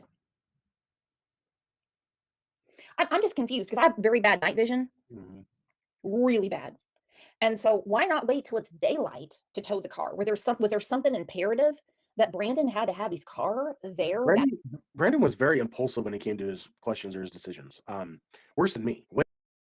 Okay. The reason why, from my understanding, Brandon's reasoning is that he wanted to make some money from the taxi business, and he needed the car to run. He couldn't use his other cars. He was relying on his car. That's why they towed it back, because he wanted to do the taxi runs. Because Stacey allegedly wasn't the one that did that often because of his health. But it doesn't really matter, because they went and towed it. They would have had to have proven this car being towed. And from what I understand from somebody close to Brandon, that day was true. Like, that happened. Favors. So he'd been asking us for a couple days to help him, at least a week, and we've been putting it off. Finally, we're just like, fuck it, we'll just get it over with. I think that's why we did it that night, just because we were so done with him hounding us about it. Thank you, Mr. Eve. I hope everything's okay. Yeah, we're just like, fuck it, just go get it and get it over with. Who pays for the jail calls when Sarah calls you? Because she's been calling a lot. She calls. She does. I haven't put any money on her books. Her mom puts money on her books. Well, now, has Sarah ever towed a car before? No, she wanted to learn, and so I was like, the only way to learn is just doing. So let's do this, and I guided her. I told her what she needed to do, and she did it. So. And why on earth is she calling you? You guys are in the midst of a divorce. I don't know. I've told her, and I don't hardly answer her calls, and when I do, it's literally, I just want to see how you're doing today. Okay. But I mean, you guys are in the midst of a divorce. Probably lonely as hell in that jail. She calls You me know every what it's day, like. and 90% of them don't. 98% of the time, I don't even answer. And I've told her I told her that I want a divorce, so I don't know why she doesn't grasp that. But Between Kuna and She told you she wanted a divorce, and you kicked her off of the insurance. Don't play. Fruitland, did you guys stop anywhere? Sarah had to use the restroom, so we stopped. We had took the back road to Fruitland, the old highway from. I think it's called Black Here Canyon we Highway, I go. think. See, sorry. I just choked on my own burp. I apologize. How rude. Now, this is important. I needed you guys to hear this. And I needed to get the context. So the back way is Black Canyon Road.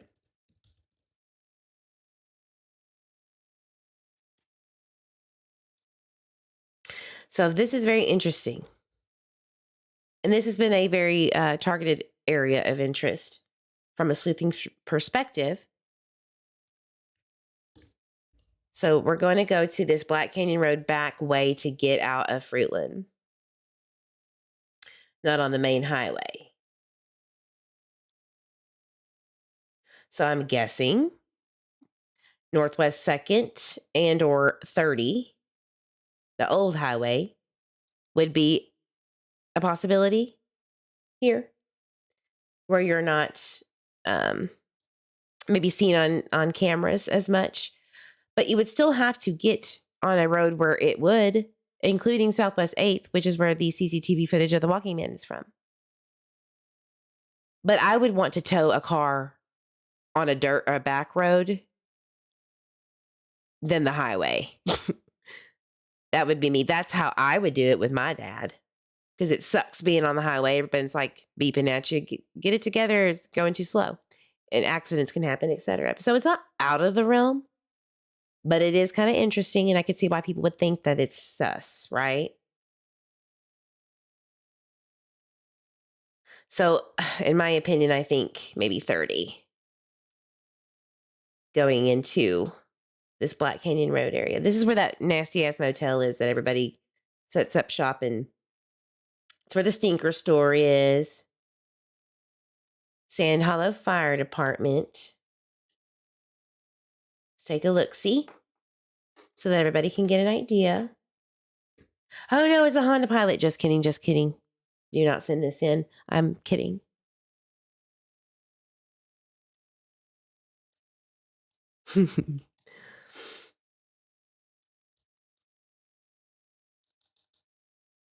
All right.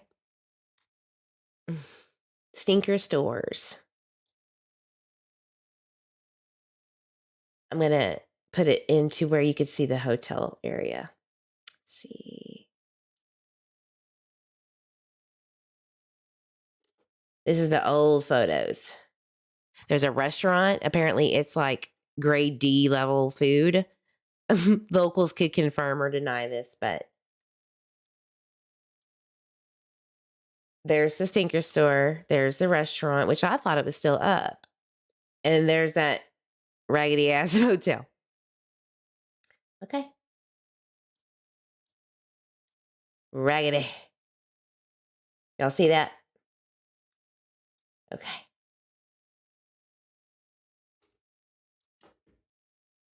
The stinker store, isn't that cute? Yeah. But we had stopped on the evil road. I don't remember what road it was exactly, but we had stopped and pulled over for a second because the tow strap came undone.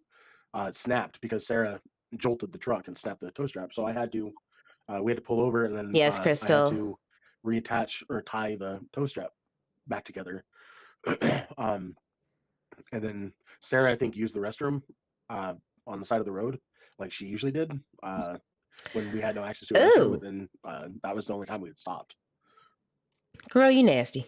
I mean, why didn't she use a bathroom at Brandon's mom's house? She did. Oh, okay. Her bladder is ridiculous. I've never met somebody who has to pee as much as her. And I hate to say this, but like she posted on TikTok that she was having issues with her kidneys and infections. Like it does make sense, but I could also see how it would probably look very, very suspicious that they're stopping at all these places and investigator saying that's an excuse. What were you really doing out? Blah, blah, blah. You know? Good Lord. Yeah, well, you haven't met me. Maybe not. My friend Kat, who's in here, she'll tell you I'm like a turtle. If you touch me, I've got to pee. Gotta pee. Yeah. Drinking like a fish can do that. In my personal experience, I do when I drink a lot. Well, I think you're doing great and you're being very transparent. Thank you. Doing the best I can. I want people to know. I did a couple like, drives, but it wasn't, so you guys are aware, like, this hurts me. I should never have been associated or brought into it. I should have never been married to Sarah. Ouch. I'm That's not what you were saying, Boo Bear. I'm hurting. You weren't saying that? It hurts me. It tears me up every day. And hurt people, Crystal, you're not blocked, honey. You're fine. And you don't have to trust Stacey. You don't have to trust him. He's here to tell you his side of the story, and he's been very forthcoming. Stacey, you don't have to trust him. I didn't go out at the same time Brendan and Sarah went out, though. And Crystal, you're not blocked, honey. You're fine. And you don't have to trust Stacey. You don't have to. And, like he said, it tears his heart out. Did you go out and look for Michael Vaughan yourself? I figured it was you, Crystal. I did a couple, like, drives, but it wasn't it wasn't like extensive. I did go out and look, but I didn't go out at the same time Brendan and Sarah went out, no. But I did look for the boy like the next day or something like that. Well, I mean, where were you when they were out looking for Michael? I told you where I was. I was at home taking detaching the car from the truck. I was taking up the whole length of the driveway and then some. Fair enough. And I'm sure they could confirm that because there are ring footage or ring doorbells outside of 1102. There are other houses around the area that had and still do have ring footage, ring doorbells. It would be slam dunk to me that, oh, okay, well. Okay, I apologize. I did write that down. That's okay. Well, what do you think Adrien did? Because in my opinion, you've been manipulated and you're a victim as well. I don't know. I don't, again, that's something I don't feel comfortable talking about because it's like putting the cart before the horse. I told you I'm not going to speak on something I don't know the answer to, even if it's an opinion. Like I don't have a response for that. It's 7:27 right now where I'm at. Think about it. I don't want to think about the fact that justice for Michael. Any four of those people, any three of the people could have something to do with it. Well, you say four. Who would be the fourth? Because we have you brought up Caesar. Okay. You talked about Caesar. I don't know. I'm just saying you brought up a fourth person, so I was including the fourth person. Oh no, I got you. What about Victor and Alexi? Who? Alexi, a guy that Brandon talks about. Poor Brooke. Poor Brooke got duped by the unlevel-headed and all them. The three I speak on. Alexi Pikachu. We're looking at you. And that strawberry sherbet, you pervert. Inside joke, ignore me. Nobody needs to worry about no Alexi. Their family would kindly tell you that you need to mind your business and that law enforcement does not even know or care to know who they are. So can it? I know you want to be relevant though. Alexi? Mm-hmm. You mean Lexi? That was 11-year-old girl that we were was on the ring camera babysitting for my tattoo artist Ian, who, mind you, oh shit. Now, Ian, we got to talk about y'all. And I'm sorry. I know I'm dragging this out. It's been 3 hours. I'm sorry. It's just what it is. Ian is a tattoo artist with a background, if you will. And he was pissed because Stacey did work for the man's car. And he was supposed to get Sarah's tattoo done, and he didn't own up to his side of the bargain and left a nasty Facebook review comment on his tattoo thing and said, "You son of a blank blank, Don't trust this Ian, mister. Now, could he look like the walking man? Don't you make me speculate on stuff like that. You go do your own research. Anybody could be the walking man, though. Except for Stacey and Adrien, for sure. And Sarah. So, what I'm trying to get at is this is a point of interest that I personally have sleuthed. And I can't really make heads or tails how I feel about it, but it's important to know because it could come up in the future. But his daughter, they used to babysit for. Did this tattoo a couple weeks ago. Like, And now they're friends, Oh, let me see apparently. that again. That is some cool ink, man. Are you going to get that filled in? yeah. So Ian and him are cool. That's interesting. Wow, what does that mean? So the ink in the middle says angel and devil, but it's a skull with roses and a snake going down my wrist. Oh, now that's going to mean it's a Did that hurt? testimony. No. It's a testimony of his guilty conscience. Can that shit? Don't come at me with that because I'm not going to hear it. 16 tattoos, none of them. The only one that really hurt me was my whole chest. When did you find out Michael went missing? Scare you? Not at all. I was scared for that little boy when he went missing. Absolutely. When did you find out Same. Michael went missing? Do you know what time he went missing? No, I just know that the neighborhood was completely dead and empty, or dead and quiet when we left, and when we came back 4 or 5 hours later, it was swarmed with people all over. Which means, let's recap that. Code Red Alert 820-ish.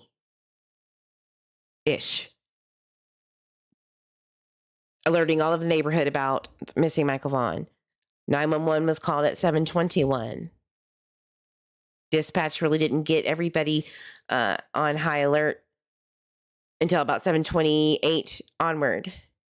Then the search happened within, I would say, 8 to 9, which is my speculation on when they came back into the neighborhood, if they're speaking the truth, which geofencing data could confirm. Period. And I tend to believe them because they are confirming things that actually happened in the neighborhood, etc. They have witnesses.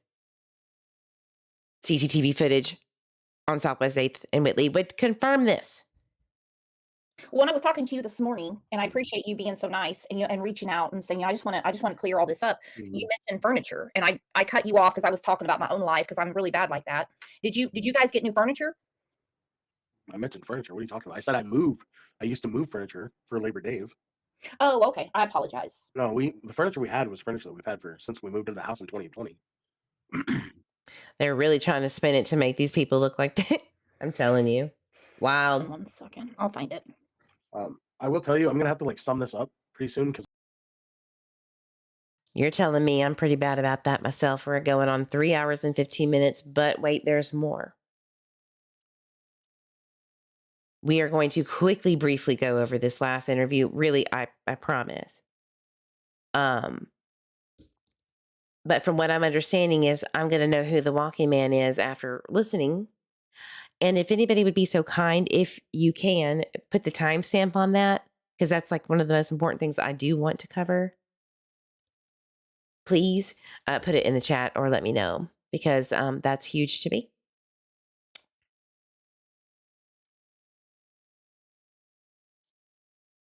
And I'd appreciate it. Again, this is Crime Lines and Lies channel who did this. Thank you for letting me use this content to review it under the FOIA guidelines. I mean, FOIA. Justin, The Fair you're Use right. Act. Bless Brandy and Tyler. So my Cash App stay strong. I said what I said. Yep. That's how I feel. One way or another. Sure. Rick, sure. So when did this start? Can somebody tell me exactly when it started? Because it was supposed to start at 6 or 7 a.m. and it didn't start until what time? I'm just really curious. If it was late, I I could understand. Put on my fuzzy house shoes. Now we sit and wait.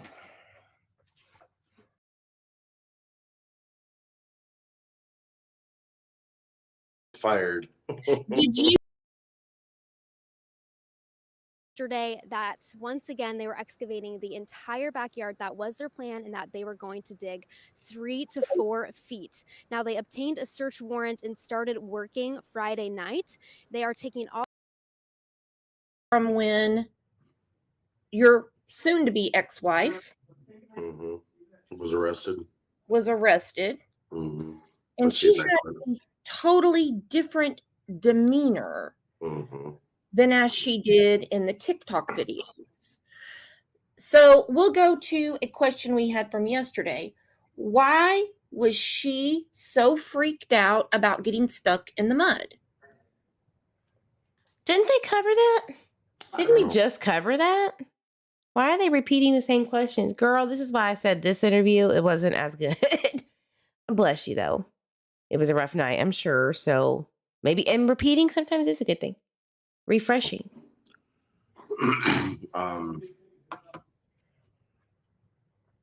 It could have had something to do with a guilty conscience. I have no idea. Oh, my Lord. With what? You sat there and said she was no reason to be freaking out for no reason. Out. We were literally just stuck. I don't know. She's never not been stuck before in her life, but you know. I may not be in many chats, but I still pray they will find Monkey. Amen. You were 22. But was that in connection with Michael or about the gun stuff? Oh, they yard. Ow. That's that COVID cough. It was like, yeah, green eyes, yeah. They came and questioned me like during the Sir, are you hungover?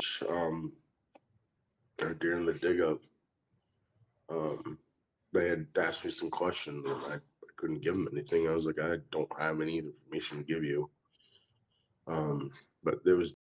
So did the tip come from Stacey or not? See, this is why they're playing games, man. It came from an occupant within the home. And we've heard so many times it was Stacey. So either Stacey is lying or the police are. Period. During the time they were digging, if I remember right.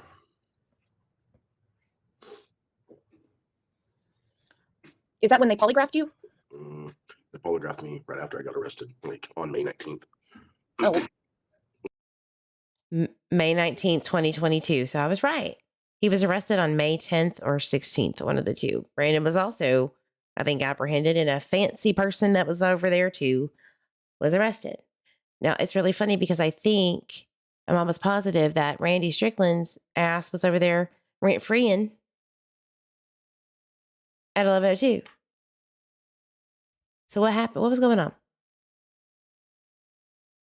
And a PO was the one that tipped off Fruitland to go arrest a fancy person that was over there. What the fuck is going on?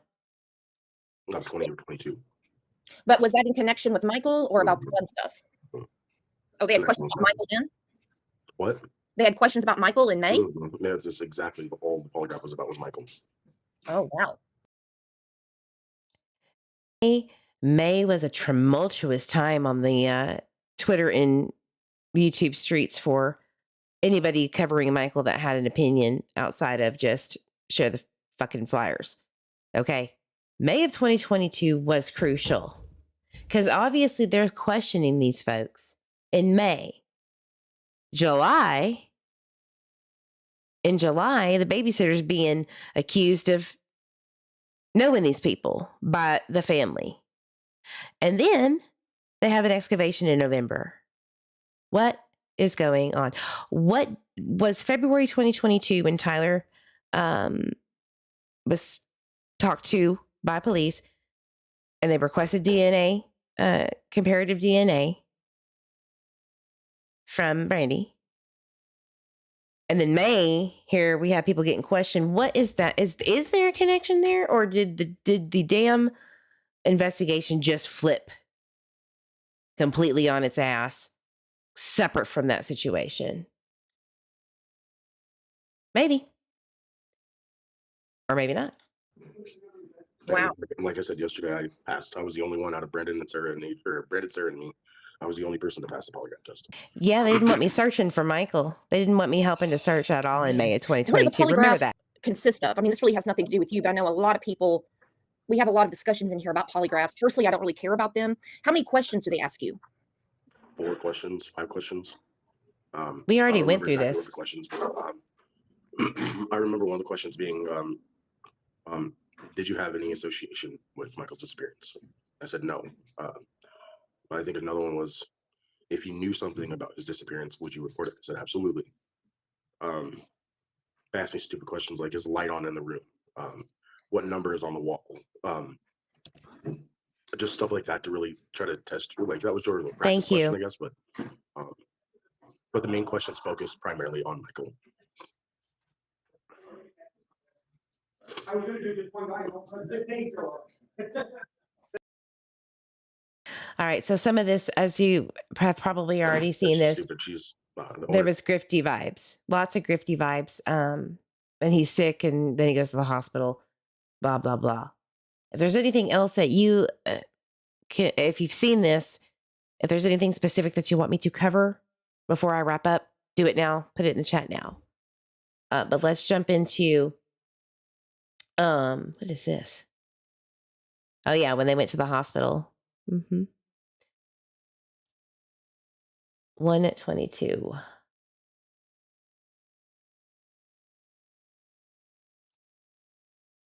All right. Let's see what's going Daughter? on. Your hair is gorgeous, Jen.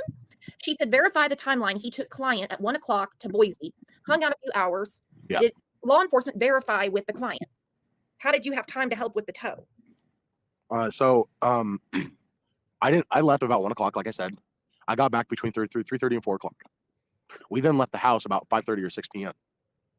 to go help with the tow. So yes, I did have time to go help with the tow because I was back in a fashionable amount of time to go help. Like, I wasn't gonna stay in Boise all day. You know, I went and hung out with. And I honest to God think that he is wrong on the 6 o'clock. They may have left at 6, but shit didn't get rolling, or he got ready to. But they didn't leave until it was getting dark, and that was not 6. What Brandon is saying about the tow is more accurate, in my opinion, in a sense of what was going on and when the sun sets and all that shit. It was probably more like almost close to 7, in my opinion, or 6:30 to 7. Labor Dave and or Dave Fears and came home.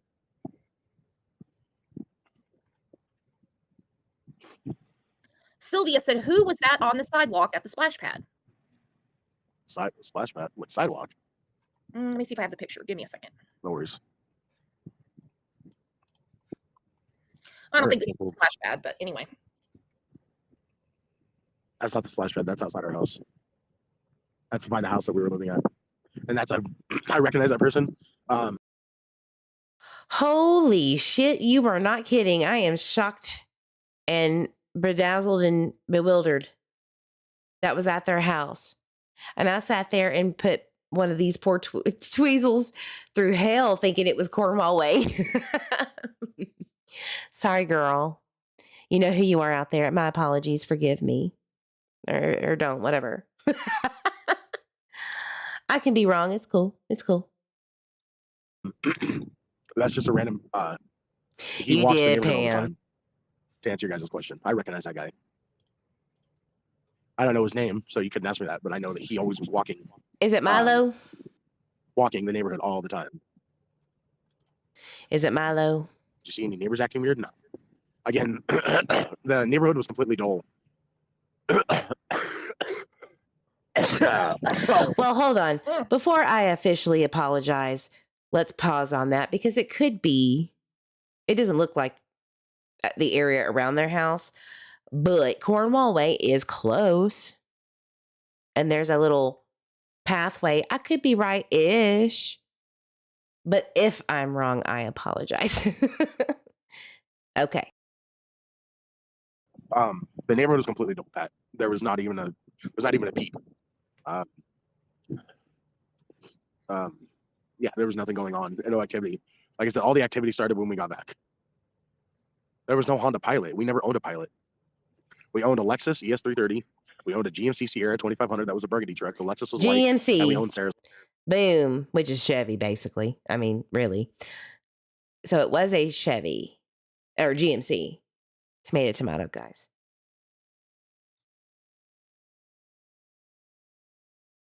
car. There was no Honda Pilot around our neighborhood or anywhere close to us. Okay. Yes, there was. But I mean, I'm sure you've heard the time Michael was abducted on social media or on the news. I was told a couple different things. I don't know any of them accuracy, and they weren't from law enforcement that I was told. So I'm not going to speak on that. On the opposite side of Red Wing, I'm pretty sure that's theirs. I'm 90% sure because I don't ever want to confirm without like really actually knowing by law enforcement, but I'm pretty sure it was literally the opposite side of Red Wing Street. They owned a Honda Pilot. Well, we know they did. We're damn sure.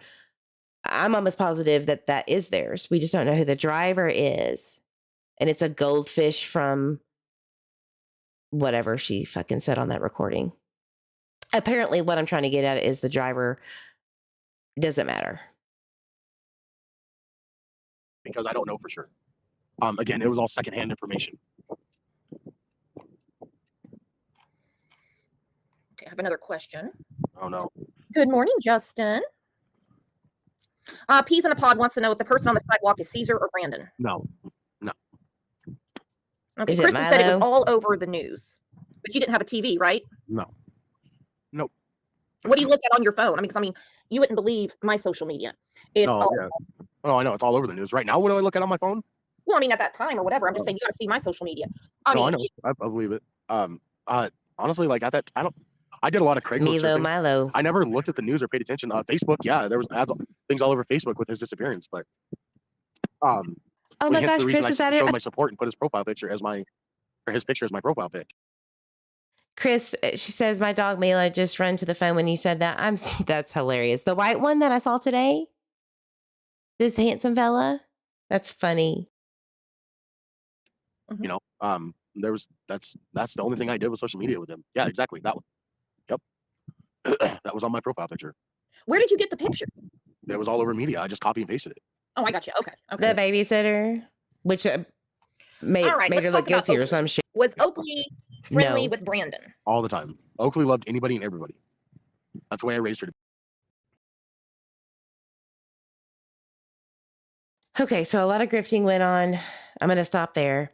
Apparently people kept telling me today that made them kind of stop in their tracks was that he said that he did stop at the splash pad because the can of chew flew to the opposite side of the vehicle and he needed to stop and get that. So there was a lot of stopping and going on the road. Let's just take it for face value and say he's telling the truth. And they had to put fluid in the vehicle and then had to go get the can of dip. It looks pretty damn suspicious if you're stopping and going on the road and there's a missing child allegedly at the same time or around the time, let's say. I would think that would look damn suspicious from a geofencing data perspective. And we don't know how long it took to get that information because Idaho is not very keen on letting you know their private business. You need warrants. You need probable cause, I'm sure. It takes time. But I definitely understand why that needed to be investigated. And if you don't know exactly what happened or there's no proof that something is going on, but an investigator feels in their bones that that's what it is, I could see why. I could see it. But it also could be just exactly what he's saying too.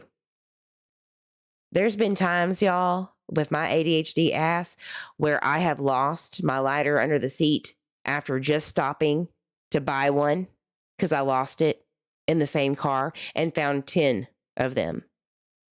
on my third stop of dropping that fucker.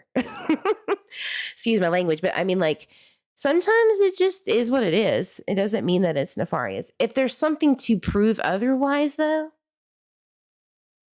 all right, let's look into it. But what are we going to do? And what would law enforcement do if they can't prove otherwise? Like, what do you do? There was cameras. I will tell you, there are cameras on the corner of Southwest 8th and Whitley by the splash pad that caught the two vehicles. Now, for some reason, the walking man that looks like literally a 1999 MS-DOS printed out photo that you could barely see. I think it's on purpose. And then you look at the damn CCTV footage of the cars, completely different, very striking. I'll never understand that. But anyway, they can't prove that. They can't vet or verify that. Was there a sun glare when they were driving by and you just damn the luck they couldn't see what they were doing? Was it too dark? Right? What's the holdup? What's the problem? Is it a rouge? Is it smoke and mirrors? Did they fuck up this investigation? Is the DA trying to figure this shit out? What's going on? Why crime? I want to hear what Eve thinks about it. I know it's a small detail, but it's odd to have that detailed of a story just yesterday to now say they had no TV today. I personally feel like it was blown out of proportion because I am a ADHD, brain fog kind of a person, and I jump constantly. Those neurons are constantly thinking, doing, seeing. But I look like the biggest lazy person ever because they don't match. My upstairs and the outside does not match. But I do overthink everything all the time, and I jump.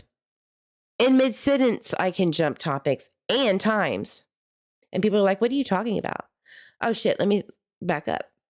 I think that he was reminiscing on what the favorite shows, The Good Doctor and something else.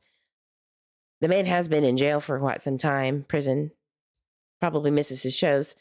And he was crisscross applesauce of what he did, watching TV or whatever. It doesn't really matter, honestly. But he was crisscrossing what actually happened versus what he really liked, what he preferred. Or maybe he truly, it doesn't really matter. Now, if he were to tell me, I stopped at Southwest 8th at 6:15, and then the next day he said, I stopped at Southwest 9th at 6:15, and you're lying, I didn't say the other. Okay, we need to really look at that shit. That is important because that is closer to Michael's. But the TV don't mean that damn thing. Unless the TV has a camera in it that can disprove or prove that Michael was ever in that house, sure. Smart TVs can do that. Don't think that they can't. TVs can see ya. Promise you that. Does that make sense? And I'm not trying to put my crime down or nothing. I'm just, those things are only because the narrative needs to be filled, in my opinion, and his mistake or whatever it may be. It just doesn't hold any value to Michael in his case and trying to find him. And if there is, let me know. Chris says, DOS, you're killing me, Eve. I'm just being honest. That picture looked like it'd been so pixelated on purpose. There's big chunks of square, like somebody posted over another picture. I'm telling you, it's weird. Why Crime says it's just odd because of the TV, but because of the detail makes me wonder if he was making stuff up on the spot yesterday. He could have. He could have been doing that filler stuff. It's called filler void. If you really don't know, but it's an irrelevant question and it's something that people don't care about, they'll just say, what's the typical? Because really, if you think about it, you're only trying to cover your ass on important details that could implicate you in a crime. I highly doubt having a TV or not having a TV is going to implicate him if he's in fact guilty or complicit.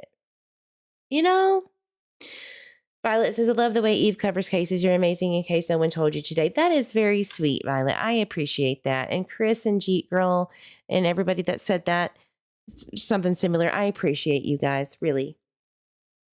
Dot Matrix and Walking Man, yeah. I do appreciate that. It does make me smile because I do try to work hard to get this shit straightened out for you guys. And for just the future, when people look back on this case one day, when something happens, they're going to want to know what's going on. And when somebody goes to trial for whatever happened to that precious, sweet, innocent child right here, people are going to want to know what went on during that time. This is basically time stamping history for the future and his justice. And I want it to be not one-sided. It can't be that way. And that's all I really have today. I'm really, really shocked about the Walking Man guy. Is it Milo? I want to know. He looks so much like that guy. It's just a neighborhood dude that smokes pot. You know, his mama hangs out at the splash pad all the time. Anyway, doesn't matter. Wild Crime says, yeah, that makes sense. It was delivered like filler, what they were typically doing. Yeah, right. Pam says, go there. 41 minutes in. I guess I'll do that. And then we're going to go because I have taken so much of y'all's time. Thank you again for being here. And that'll be the last clip we review. If you're rewatching this, bless you. Let me know what you think. Please do. Any questions, concerns? Just don't make it. Ask valid, good questions, not, speculative ones that can make them look to fit your narrative of guilt or innocence. Ask good questions about Michael. That's just my ask, but you can say whatever you want. It would really save some time, I think. 41 minutes in. Okay, Pam, your wish is my command. I do what she tells me. Jeep Girl, I do what you tell me to. All right. Let's go. Yeah, well, fortunately, I'm going to need to, so I can do this. So just give me a second. Let me get my jacket. Or what I have for a jacket, I guess.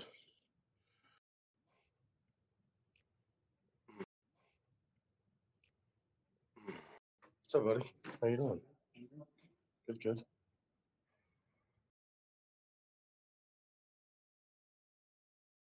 Of course, everything is slowing down. Sorry, guys. Oh my gosh. Lana's in the chat. LaWanda! Okay, Ryan wants to know, did you Docs- notice any damage Hold to on. any of the cars at your house? Lana is sitting out here doxing where he's at when police said to cut that shit out. He's in the homeless town in Boise downtown. You are slimy as hell, girl. I'm sorry. I just can't stand that bitch. Excuse me. House. Damage? No, we never had any problems.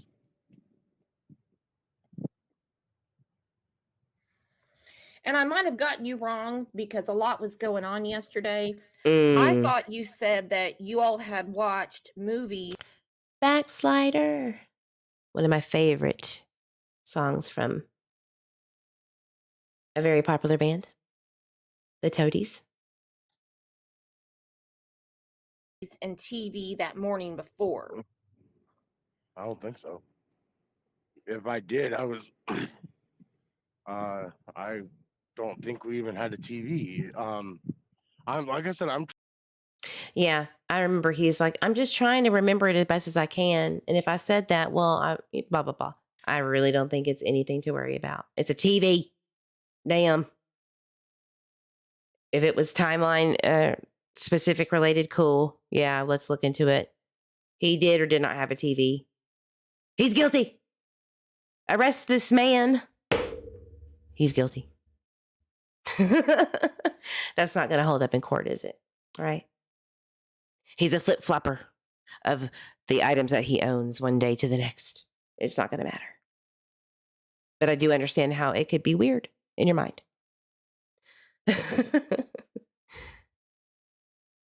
Yeah.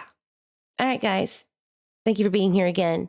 Much love to you, everybody. Have a wonderful week ahead. You know, as I say, drink your water, not the 1102 Red Wing water. Go to Cuna. Just kidding. Drink your water, hug yourself, your babies, your fur babies, your grandbabies. Take care of one another and be nice to the best of your ability. Spend your energy wisely in these YouTube streets. And I will see you on the next live. Justice for Michael Vaughan. Justice is coming soon. Bye, guys.